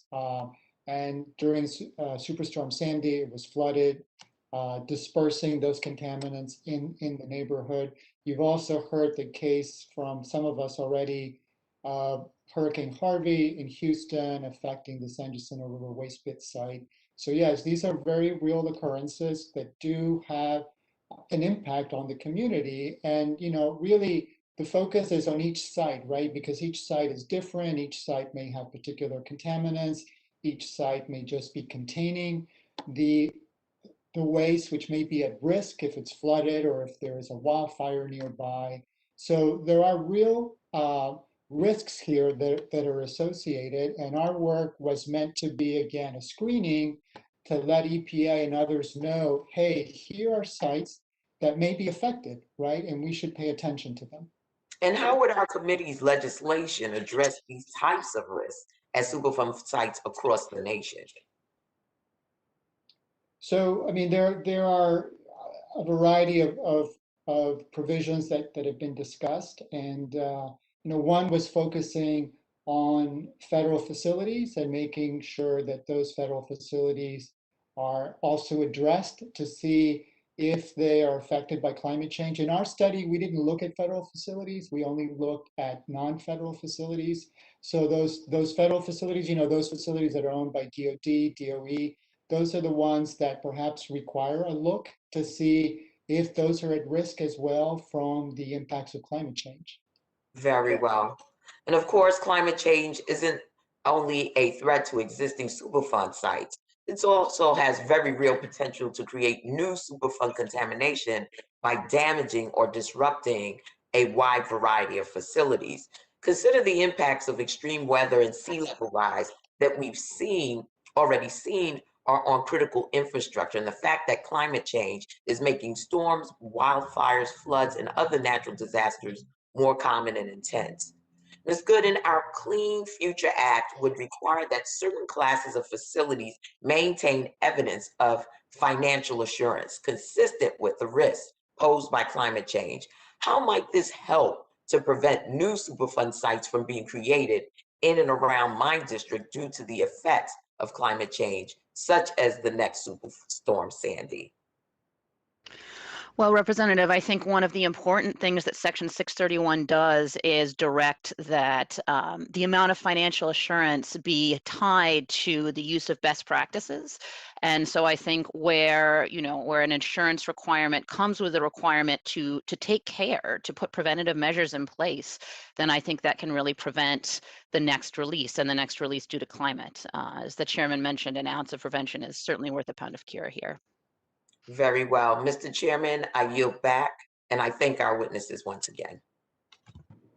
The gentlelady yields back. The chair now recognizes the gentleman from Alabama, Representative Palmer. You now have 5 minutes to question. Welcome. Thank you, Mr. Chairman.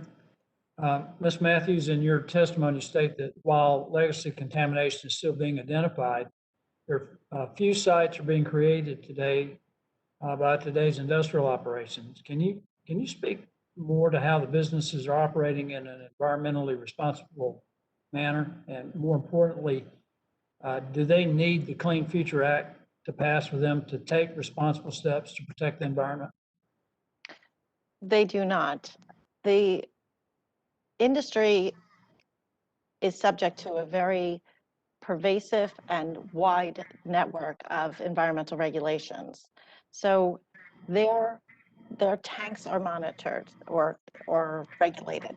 Their air emissions, their water emissions. If there is a spill, what they have to do if there's a spill.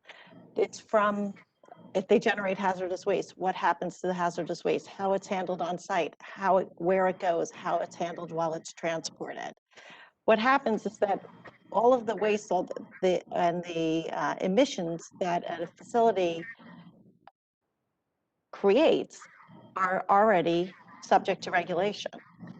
And when EPA went back and looked at the potential 108B regulations for the hard rock mining, electric power, petroleum and coal, and chemical manufacturing industries, what they found is that when they looked at sites or facilities after 1980, there weren't large numbers of Superfund sites being created.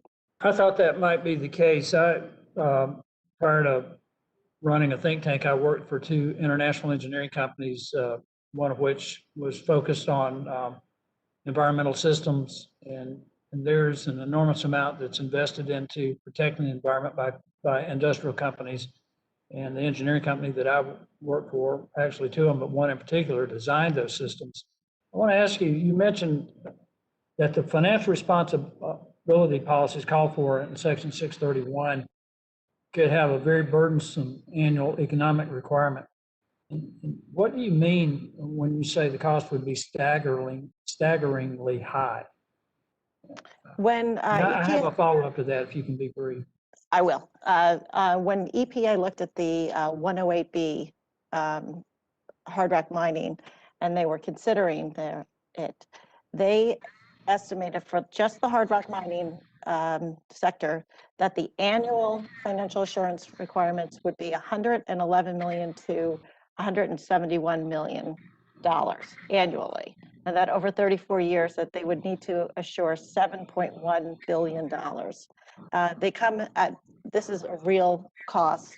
I have a client who spends over $1 million a year for one Superfund site, just to financially assure. But None you of that also money goes to cleanup.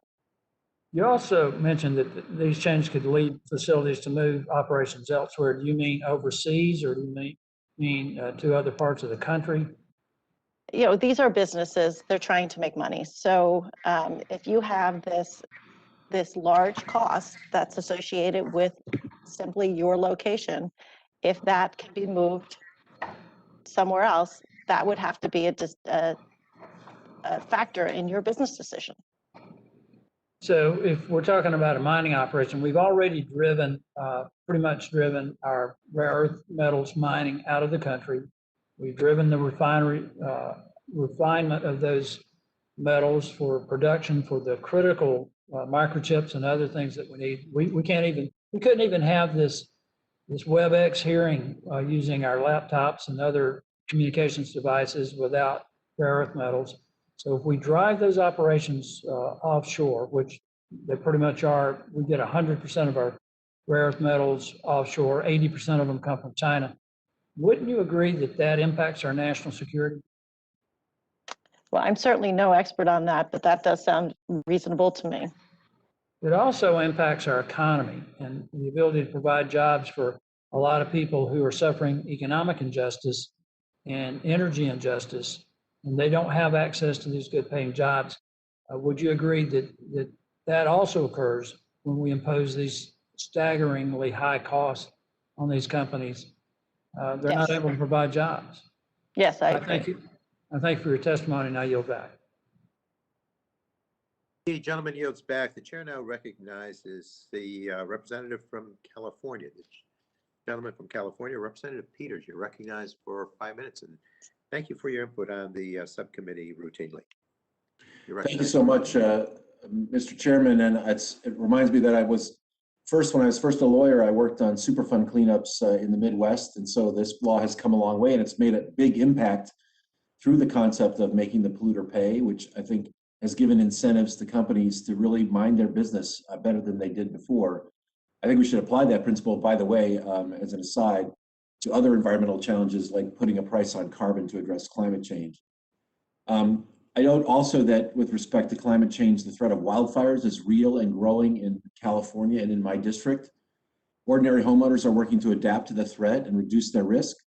Industrial facilities should be doing the same. And there's common sense changes, including the Clean Future Act, that would assure that the liability of a scheme of Superfund is in place to incentivize that adaptation. According to the GIO, 234 NPL sites are in areas that have a high wildfire potential. I would just say, with respect to the act of God defense, increasingly these disasters and extreme weather events are seen as consequences of climate change and are really, in effect, acts of humans. And I think that there's no reason, I don't want to spend a lot of time on questions on this, but there's no reason not to adjust our understanding of act of God defense to reflect that. I did want to ask Ms. Gooden and Ms. Din if climate change affects Superfund sites that were previously deleted. And then there's a so-called act of God or act of climate change. Is the federal government able to pursue additional money from the private actor originally responsible for the pollution, or is that commonly precluded by releases of liability as part of settlements? Thank you, Representative. I believe in some cases it could be precluded. And I think that's a huge problem, because I do think climate change does pose risks at some sites where we would otherwise have believed that the cleanup would be complete.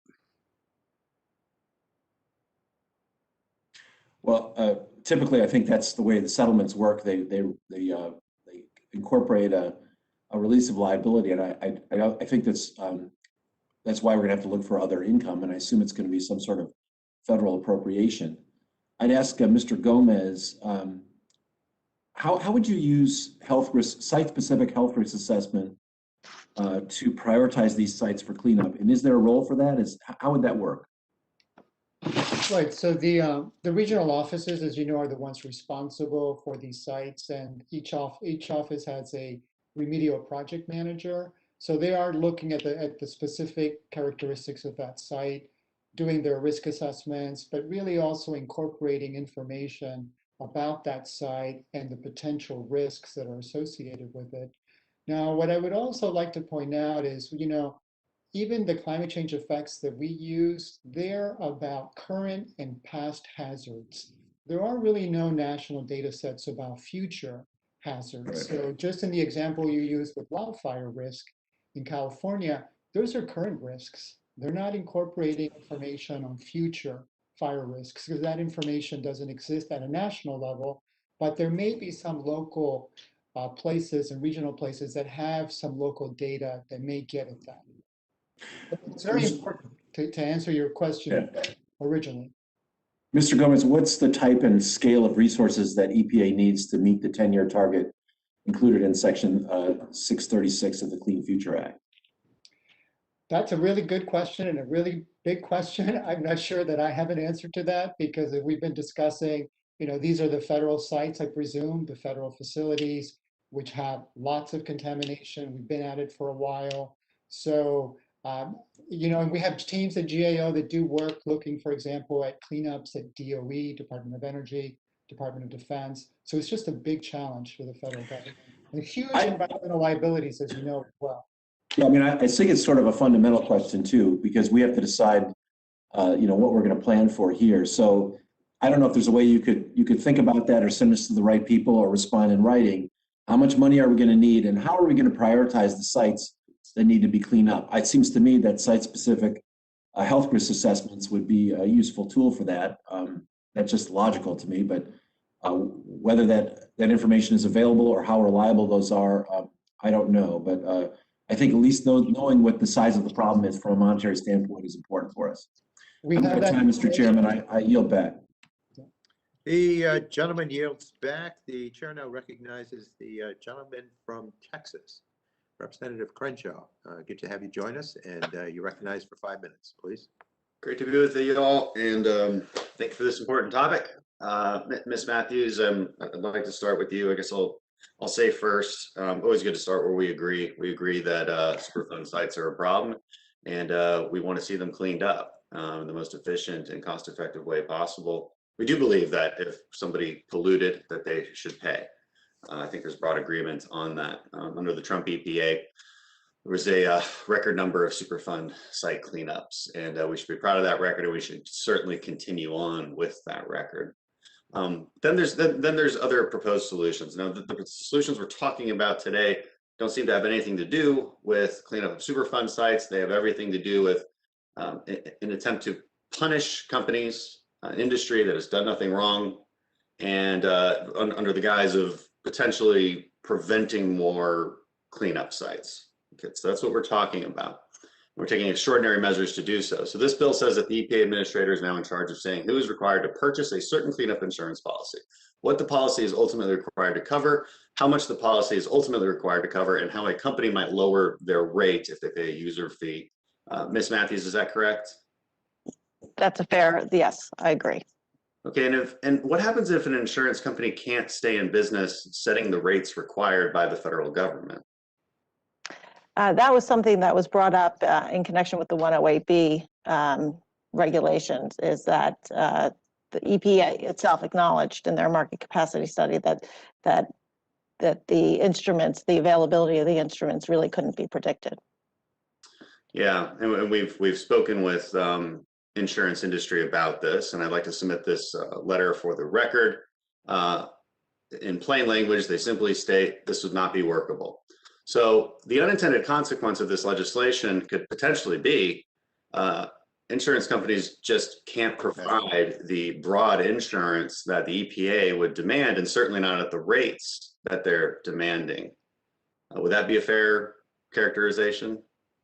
Potentially, and then if that was the case, then what would happen is that the companies would have to put money in, presumably in a trust account, so upfront for a speculative risk. And But does this, yeah, the use user dollars fee, today. and does that buy them anything? Does that buy them any protection from liability? Does that buy them a free cleanup by the EPA, or is that just a fee that they have to pay to operate? It would be used for future cleanup if it actually happened that it was required. Like, so if that company is paying a user fee, see, it's the text is not clear on this, so it's an honest question. They're paying into this fund. If they spill, does that fund then pay for that spill? Well, I guess there are two different things. So if they have their own funded trust fund, then that trust fund would pay. But if they are paying one of the provisions of the bill, like into the Superfund fund, that's unclear. Yeah, and our interpretation is that it doesn't help them at all. So it's very likely that a lot of smaller businesses would simply go out of business, and then nobody would be paying into any Superfund fund.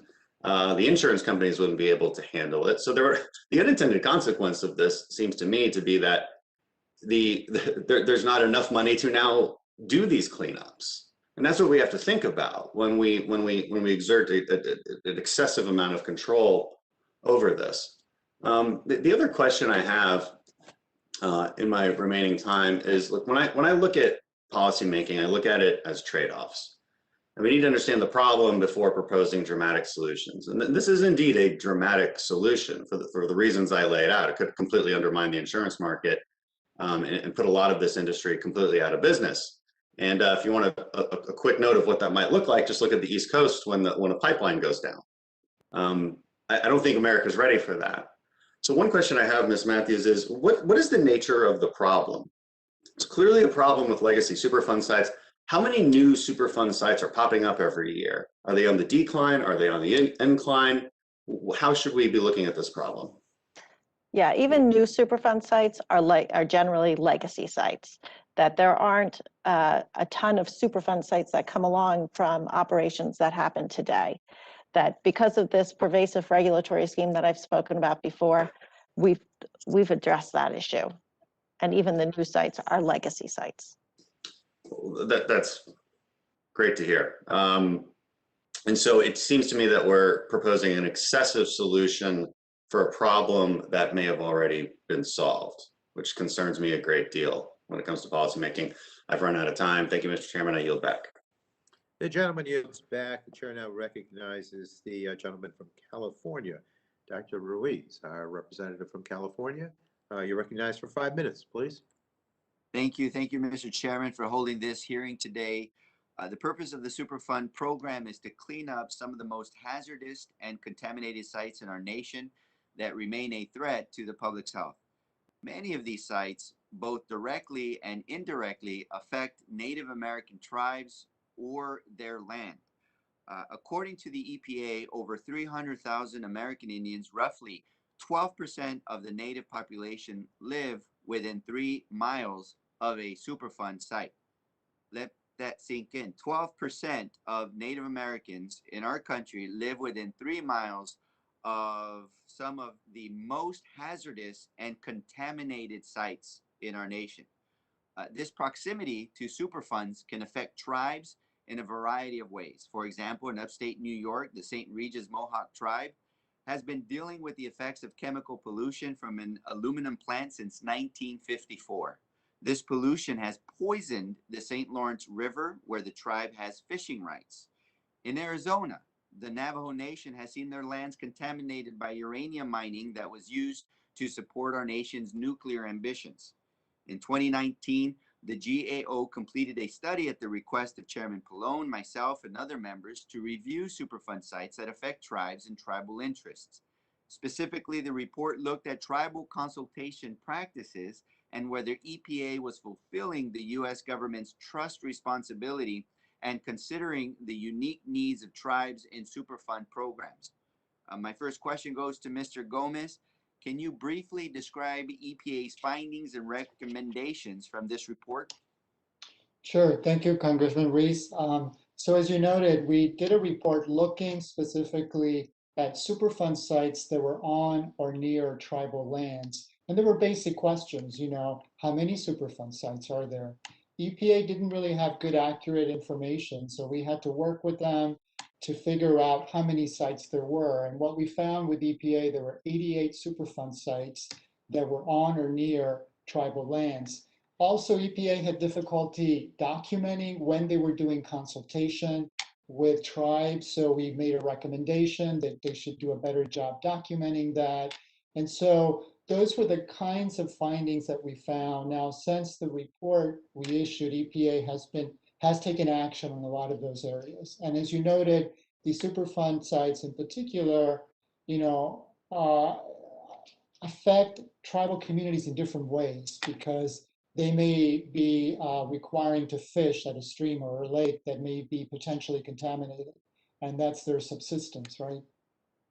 Yes. The EPA implemented some of these recommendations. Have they implemented all of the recommendations? And do you feel that the EPA consultation and data collection process has improved? Yes, so they have made improvements in all grounds, in all of the recommendations that we made. They've improved the data they collected. They've issued memos and guidance to all of the regional offices to be clear about what is a consultation, make sure you record it, but also to gather data on these Superfund sites. Thank you. So now moving towards the climate change effects on the Superfund sites. Mr. Gomez, of Superfund sites that are vulnerable to climate change, do you have a sense of how many affect tribal land or have Native American interests? Yes, so what we did is we took the 88 Superfund sites that we did for you in that report, and we then looked at the ones that we have from climate change effects. And we did find that about 70% of the of the Superfund sites on or near tribal lands have impacts from climate change. As you've also noted. Should they be prioritized for cleanup? So this is the purpose of our work was to do the screening so that EPA can see. We'll discuss that later, but I want to get to this one. Your testimony focused on a GAO report that looked at a number of non-federal sites that are vulnerable to climate change. Do you know how many federal sites are vulnerable to climate change? So we know at least from your work for you that there are 11 federal sites that are on or near tribal lands. And so that is a good question to see for the federal facilities, which of those. Well, in general as well, the federal lands, it seems like your analysis that 60% of non-federal Superfund sites will likely be affected by floods, storm surges, or wildfires. It doesn't seem there's to be a general analysis for federal land. Should a similar analysis be conducted for federal sites? Yes, if that's something that Congress wants us to do, we're happy to do that. Great. And Section 636 of the Clean Future Act accomplishes this goal, and I yield back my time. The gentleman yields back. The chair now recognizes the gentlelady from Michigan, Representative Dingell, who's been an outspoken voice for clean water. So thank you for joining us. You're recognized for 5 minutes. Thank you, Mr. Chairman, for holding today's important hearing on the Clean Future Act and for these very important provisions to strengthen the EPA Superfund cleanup program.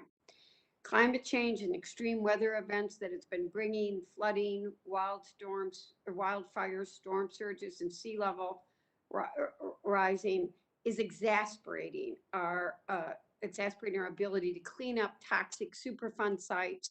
And as many of my other colleagues have talked about, we really need to reduce the backlog on the EPA's national priority list.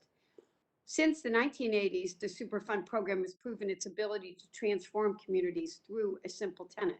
Those who pollute communities and the environment are responsible for paying to restore them. Today, as we look towards the future of the Superfund program, I'd like to focus on how we address a harmful emerging contaminant that's plaguing our communities across the country, PFAS chemicals. Director Gomez, can you briefly highlight for this committee the benefits of EPA listing PFAS as a hazardous substance under Surcla or the Superfund program? This is a designation called for in bipartisan legislation I am leading, the PFAS Action Act. Yeah, thank you, Representative Dingell, for that question. So by designating, for example, PFAS and PFOA as hazardous substances under Surcla, what that does is that triggers 3 requirements. So one of those is reporting releases of these substances, but it also authorizes a federal response, actions that can be taken, and also, lastly, holds responsible the responsible parties that are liable for the cleanup costs. So, thank you. I agree. In January of this year, you authored a report called Man-Made Chemicals and Potential Health Risks, where you talked about this. Yes or no? Has EPA completed the regulatory process to list these 2 most notorious PFAS chemicals under Surcla? No. In the report, it states, quote, on January 14th, 2021, EPA issued an advance notice of proposed rulemaking for the hazardous substances designation to get public comment and data to inform the agency's ongoing evaluation of the 2 PFAS. Director Gomez, can you provide this committee the current status, as you know it, of EPA's efforts to designate PFAS as a hazardous substance under Surcla? Sure. So in the report that we issued early this year, we were tracking the status of EPA's regulatory-related PFAS actions. It was part of their action plan. And as you noted, there was a proposed rulemaking, which is now currently under review by the current administration. So I know this is a priority for Congress, it's a priority for EPA, but that is the current status as we understand it. So I'm going to ask you one more question, and I'm going to ask for a quick answer because I want to get to a couple others. Over the course of your work, do you have any sense or estimates of how long this process could take, or how soon the administration could act to list these forever chemicals as hazardous under Superfund if EPA decides to fund this process? Because since I've been in Congress, promises, promises, promises, promises. Well, we do know that rulemaking takes a long time, so we are tracking this, we are looking at it. So I think we're all waiting to see how quickly this is going to happen. Let's act if we can at all, please. Thank you. Director Gowanus, in my district, we have a growing dioxin plume that's been spreading through Ann Arbor's groundwater for decades, more than 40 years. And for many years now, the public's been calling on it to be listed as a Superfund site. In the last month, the state of Michigan has allowed the process for listing to move forward. Can you explain the process for getting a site like this listed to the national priorities list and what factors go into a speedy listing? And is the process changing at all as it relates to the climate change threat to Superfund sites? Sure. So the listing process, they use the hazard ranking system where they are looking at each site to see what are the contaminants there, what are the harms, and there's a score that takes place. So sometimes what can happen is removals can take place, so they remove the contaminants, which can sometimes lower the ranking score. And obviously, the listing of a site is also done in conjunction with the state. The state is usually notified, EPA is working with the state. So that's usually what happens in the listing process. I would say with respect to climate change effects, again, we did this national screening to show EPA, hey, here's all these sites that have these potential effects. You need to ensure that the remedies that are in place or that they're working on are going to be protective to the public and to the environment. Thank you, Director Gosnell. Yield back, Mr. Chair. The gentlelady yields back. The chair now recognizes the gentlelady from California, Representative Barragan. We thank you for your work on environmental justice, and you're recognized for 5 minutes, please. Thank you, Chair Tonko, for holding this important hearing on how we can improve the Superfund program to achieve faster cleans and environmental justice. My district has 4 Superfund sites: Cooper Drum, the Southern Avenue Industrial Area, and Jervis Webb in the city of Southgate, a majority Latino community, and Montrose Chemical Corporation, which partly spills into my district in Carson. All 4 properties are contaminated in the soils and groundwater. No community should have to deal with the impacts from one Superfund site, let alone 3 in Southgate. We have to do better for our environmental justice communities by reinstating the Superfund tax to fully fund cleanups and hold polluting industries accountable before they contaminate a site. Ms. Gooden, one challenge that EPA has with many Superfund sites is that the company responsible for the contamination no longer exists or doesn't have the resources to pay the cost of cleaning up the site. What tools can we give EPA on the front end to hold industrial companies accountable when they apply for permits to operate a site so that we don't need to spend years trying to raise funds and clean up a site? Thank you, Representative. I think financial assurances are exactly that tool. It allows EPA to require companies to show that they will be able to clean up their own messes. Well, thank you. Mr. Gomez, the Government Accountability Office reported that climate change threatens 60% of toxic Superfund sites. I represent a coastal district, and I'm concerned about how extreme weather and sea level rise from climate change could impact the Superfund sites in my district, 3 of which the GAO analyzed as having moderate to high flooding hazards. Can you describe the risk many Superfund sites in coastal districts face and how the Clean Future Act's proposed Superfund cleanup policies can help to lessen that risk? Sure, thank you for that question. And so, right, our report was looking at data from NOAA and also data from Fema on storm surge and flooding. And yes, there are many, many sites across the country that are at moderate or high risk from flooding or inundation, right, from those power surges that come from hurricanes. Those are the sites that again require an additional look perhaps to see if what's happening at the site is protective, but also if whether the officials there have the information that they need to make those decisions, right? So those are the important questions that we've raised and that we think requires attention. Okay, thank you. Have you had a chance to look at the Clean Futures Act to see how it might help clean up priorities and lessen that risk?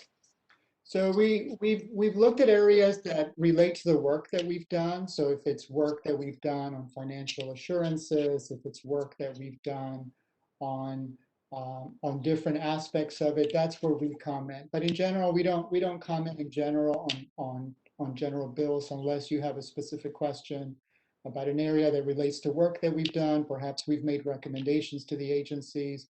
I know Congress usually implements and includes those in the bills as well. Okay, thank you, Mr. Gomez. The American Jobs Plan proposes $5 billion to invest in the cleanup and revitalization of Superfund and brownfield sites.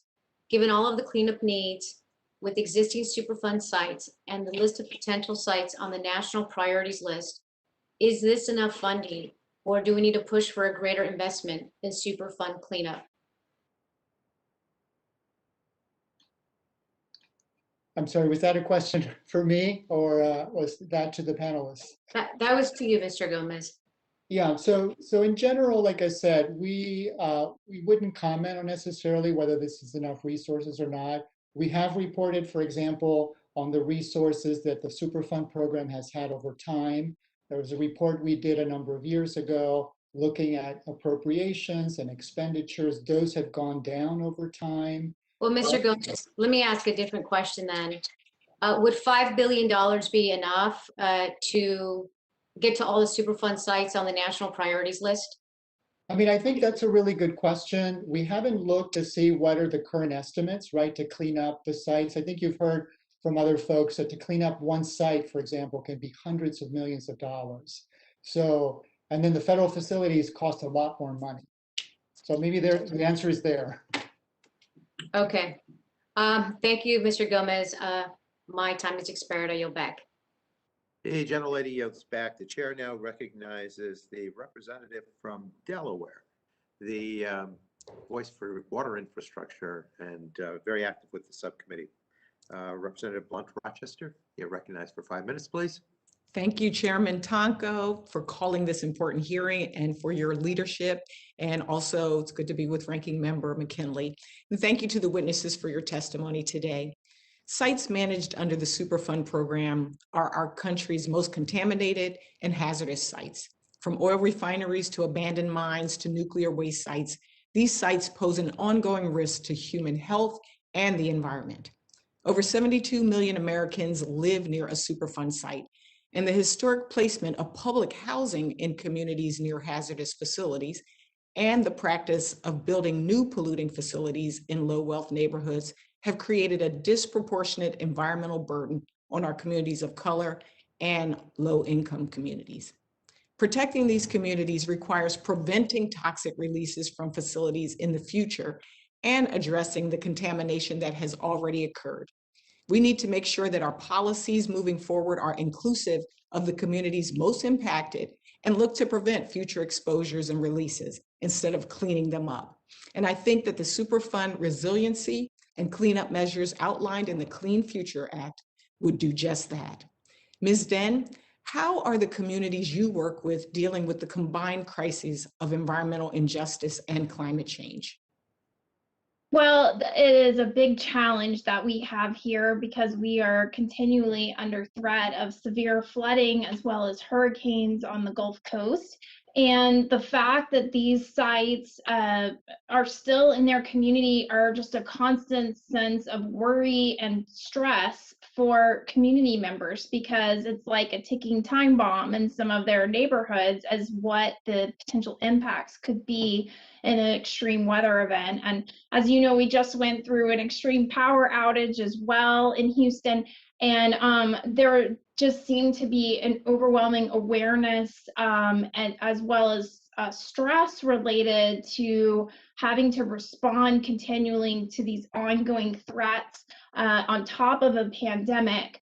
And for low-income communities like Lone Star Legal Aid represents, we really see these people being pushed really hard, and it is it's something that we try to provide support for, but obviously the federal government could play a large role in alleviating some of these burdens. And so this proposed legislation that could help prioritize cleanups in these areas that have either been neglected or are at extreme risk of future releases could be a really big benefit to those communities.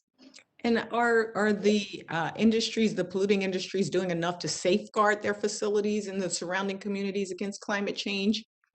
Unfortunately, no. We are finding that a number of the facilities are not current on floodplain regulations. They have not maintained or upgraded their facilities to keep up with the threats of climate change. We've had a number of recent events in Harris County and the surrounding area where we've had extreme environmental conditions. But on top of that, we've had industry accidents occur that have posed continuing ongoing threats to community health. And we are talking about large releases of benzene, other chemicals and floodwaters that are exposing people to cancer risks that are beyond what anyone should see in their lifetime. And we really do need better regulation, better enforcement, and better protections on the financial side for these communities to ensure that these are not continued risks. Thank you. And Ms. Gooden, Delaware has 15 sites on the national priority list, 7 of which are at risk of extreme coastal flooding under rising levels. In your opinion, are the facilities that handle hazardous materials properly prepared for extreme weather brought on by climate change? I think that many are not. And we heard some testimony today suggesting that financial assurance requirements would undermine adaptation efforts. How do you respond to that argument? And in your experience, do financial assurance requirements incentivize facilities to plan for climate risks ahead of a natural disaster? I think they absolutely would incentivize facilities to plan, especially if, as a condition of their coverage, they had to take some basic precautions. So, no, I don't think it would undermine preparedness at all. I think it would greatly increase it. Thank you so much, and thank you, Mr. Chairman. I yield back 10 seconds. Thank you for the 10 seconds, and Gentlelady is back. We now recognize the representative from the state of Florida, the gentleman from Florida, Representative Soto. Thank you for alerting us to the environmental needs of Florida and for your participation routinely with the subcommittee. You're recognized for 5 minutes. Thank you, Chairman. Today we have a major generational challenge, whether we're going to allow the pollution of the 20th century to persist well into the 21st century, whether we're going to allow superfunds of the past to continue to threaten the future of our nation. It's also about whether we're going to hold accountability for polluters or set it up for taxpayer bailouts of polluters well after the jobs have been lost, the money's been made, and the responsibility has left town. And then we remember about the communities that are left behind facing these poisons, this cancer, these massive deaths that happen in communities affected by it. I've heard several times the phrase that it'd take over 100 years to fix these things. Not if we work together. If we work together, we could do this far quicker. We saw when we worked together on the vaccines, people thought it'd be impossible. And yet now we have well over half the American people receiving at least one shot, if not two, and going to our young people next. We can do big things in this nation. I know our friends across the aisle believe that. We're asking for your help on this. Every district, red or blue, conservative, progressive, centrist, has some Superfund sites either in them or near them. This is about the health of our constituents and the future of America in the 21st century, and we ask for your help to work with us. The resiliency pieces that are being discussed today are particularly critical for Florida, since we are facing increasingly intense hurricanes and rising sea levels, while still simultaneously having an increase in population. And Chairman Pallone mentioned about the Ramapo Indians. While I moved to Florida half a lifetime ago, I grew up with those families in Ringwood, New Jersey. I knew those families personally, and a cancer cluster ravaged so many of them. Deleting a site doesn't take away the risk. We could pat ourselves on the back here in Washington, and some administration can say they got the job done, but all it does is set a ticking time bomb for the communities left behind. We see a similar situation forming in Piney Point in the Tampa Bay area that I talked about in our last committee hearing, about an overflow of gypsum stacks from the mining of phosphate from long ago in those areas. Rather than cleaned up, it persisted, and now we have huge issues with pollution. In my own district, we have hope because we have the Kissimmee River restoration, an example of how we can restore important watersheds to their natural, historic environments. And the Kissimmee River has been an example of how of increasing and restoring a major river watershed. It's something that's possible if we work together. Mr. Gomez, when Superfund sites are remediated, are they returned to pristine pre-contamination states, or does some contamination sometimes remain on the site? Right, so in some cases, some contamination does remain in the site. Perhaps it's contained with some kind of cap, and sometimes the contamination is treated on site, sometimes it's removed from the site to be treated elsewhere. So it just really depends, and you have to look at each site individually. So when we're looking at gypsum stacks, basically pools of waste left over from phosphate mining in Florida, if it gets hit by a hurricane, how does that and other extreme weather from climate change threaten the release of contaminants in these Superfund sites? So I think that's the real concern, right? Is to then look and see how those pools are perhaps being additionally reinforced or made resilient, as you've noted, to those impacts. So it does require an additional review perhaps to see what takes place. And now if it's a site that's been completed, what happens again is every 5 years, EPA comes through and does a review. So that would be an opportunity for them to see if conditions are changing, what does it mean? Does additional action need to take place or not? Sure, and I've seen fully restored sites. It's actually pretty breathtaking about how things can come back, but it takes resources. It takes communities coming together, and we need to have a better system going forward to make sure we have accountability for polluters to make sure that we're protecting our communities across this nation, and I yield back. The gentleman yields back. The chair now recognizes the very patient representative from Arizona. The gentleman from Arizona, Mr. O'Halloran. Thank you for your concern and your work on behalf of environment and climate issues. So with that, you're recognized, Representative, for 5 minutes. Thank you, Chairman Tonko and Ranking Member McKinley for organizing this. And I want to thank our witnesses for testifying today.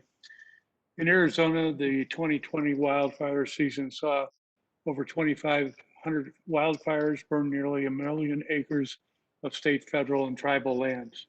These wildfires happened in almost every corner of the state and definitely throughout my district. This was nearly double the 520,000 acres that burned in wildfires in the 2018 and 2019 combined. And we are expecting another active wildfire season this coming year. It's clear that these wildfires are getting worse. It's a problem that needs to be addressed from all angles. Climate change is clearly continuing to be to the conditions that allow these fires to grow. These wildfires have been devastating for many Arizona communities and resulting in loss of life and massive destruction of infrastructure, natural resources, and watersheds. As we are discussing today, these wildfires can also have additional environmental impact by disrupting Superfund sites. The Superfund cleanup process is slow enough already. I can't believe how slow it is when we're talking about 100-year time periods. We should do all we can to ensure that they are not delayed further by the effects of climate change. And one additional item, I try to bring this up as much as I can, the Navajo sites for uranium. It's been 80 years and they're still not treated, the 520 of them, to anywhere near the level they should be. And there's $1.7 billion in the fund site right now, in the trust site. So I don't know why it's taken this long to address. But Mr. Gomez, your report mentioned that there are 22 MPL sites in areas of high wildfire hazard potential in EPA Region 9, which includes Arizona. How would Region 9 officials deal with increased threats from wildfires, and do you think it will impact the ability to oversee these cleanup projects? Sure. I talked about the example in Northern California where there's a Superfund site there, the Iron Mine site, and where the Carr wildfire actually destroyed part of the site and almost destroyed the water treatment system. And so, yes, in all the other sites in Arizona and other parts of the Western US, if wildfire is a risk, EPA needs to look to see whether what's happening at the site, whether it's already a remedy that's in place or they're proposing a remedy, to make sure that that remedy or the activities that are taking place there are going to be protective, right, of that high wildfire risk, because it could be pretty detrimental if that's not the case. I just need to point out, thank you, Mr. Gomez, I just need to point out the current state of the Forest Service budget that hasn't allowed that to occur. Mr. Gomez, in your testimony, you said that the EPA regional offices are not all on the same page when it comes to assessing climate risk at the Superfund sites. What more needs to be done to ensure they all have the data necessary that they need? Yeah, so that was one of the things that we found, that not all the regional offices were incorporating this data, knew where to get it or how to use it. So one of the recommendations that we made was for EPA to provide clear direction and guidance and with the information, but also actually to work across the offices at EPA, because we also heard that some of the Superfund officials didn't know where the climate experts within EPA were. So they really need to work across and integrate and collaborate to be able to get the information that they need to make the best decisions. And finally, Mr. Gomez, you mentioned Superfund sites that have been hit by wildfires, such as the Iron Mountain one when we talked about it. What lessons for climate resilience can the EPA take from that? And additionally, I'm very happy that you've gone through an evaluation from what has occurred over the last 4 years. Yeah, so hopefully, again, EPA can learn from these examples and share them across the agency. But I also wanted to mention to the committee that GAO recently issued a disaster resilience framework, which is a framework that we've developed over a long period of time and work that we've done, where you can look at federal actions and you can use this framework to make sure that those actions are going to be resilient to disasters, to extreme weather, to climate change effects. And it's various principles that you look at. Do you have the information that you need? Are you integrating the information? And can you set up incentives to help you? Thank you very much, Mr. Gomez. And Mr. Chairman, I yield. Thank you. The gentleman yields back, and I believe that concludes the list of colleagues who have chosen to ask questions of our witnesses. So we thank you all. And thank you, most importantly, to our witnesses for joining us at today's hearing. Thank you for your input, for your patience, and for your answering the questions of the many colleagues who joined us. I remind members that pursuant to committee rules, they have 10 business days by which to submit additional questions for the record, to be answered by our witnesses. So I ask only that our witnesses respond promptly to any such questions that you may receive, and we thank you for that. Before Mr. Chairman, we move to yes, sir. Yeah, Mr. Chairman. Mr. Chairman, this is a point of privilege at the end of this. Apparently, we have of the 1,300 sites, 257 of them apparently are federal sites. We've been focused a lot on the private sector, but we've got 257 that are our responsibility as members of Congress. What can we do? What would you suggest? Is that maybe you and I, we put together something and we, well, we should look at why are they still on the books? Why aren't we cleaning them up? Right. We should look at opportunities for revenues that we could apply, perhaps defense monies, whatever, that would apply to the various sites. So let us look at that as a team and see what we can come up with. I think it's a good place for bipartisanship, Paul. That's what I'm thinking. If we work together, let's get this thing in focus and get these off the books. Right. Any site that's contaminating is of concern, whether it's private or government owned. So let's commit to doing that. Thank you. Thank you. So before we adjourn, there have been many requests to include information into the record. So I request unanimous consent to enter the following documents into the record. An article from High Country News entitled Libby, Montana tries to shake its Superfund stigma.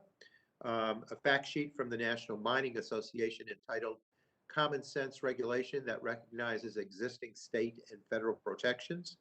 An article from the Florida Times Union entitled Off EPA's Priorities List, Fairfax Street Pollution Cleanup Celebrated as Poster Child. A letter from the American Property Casualty Insurance Association.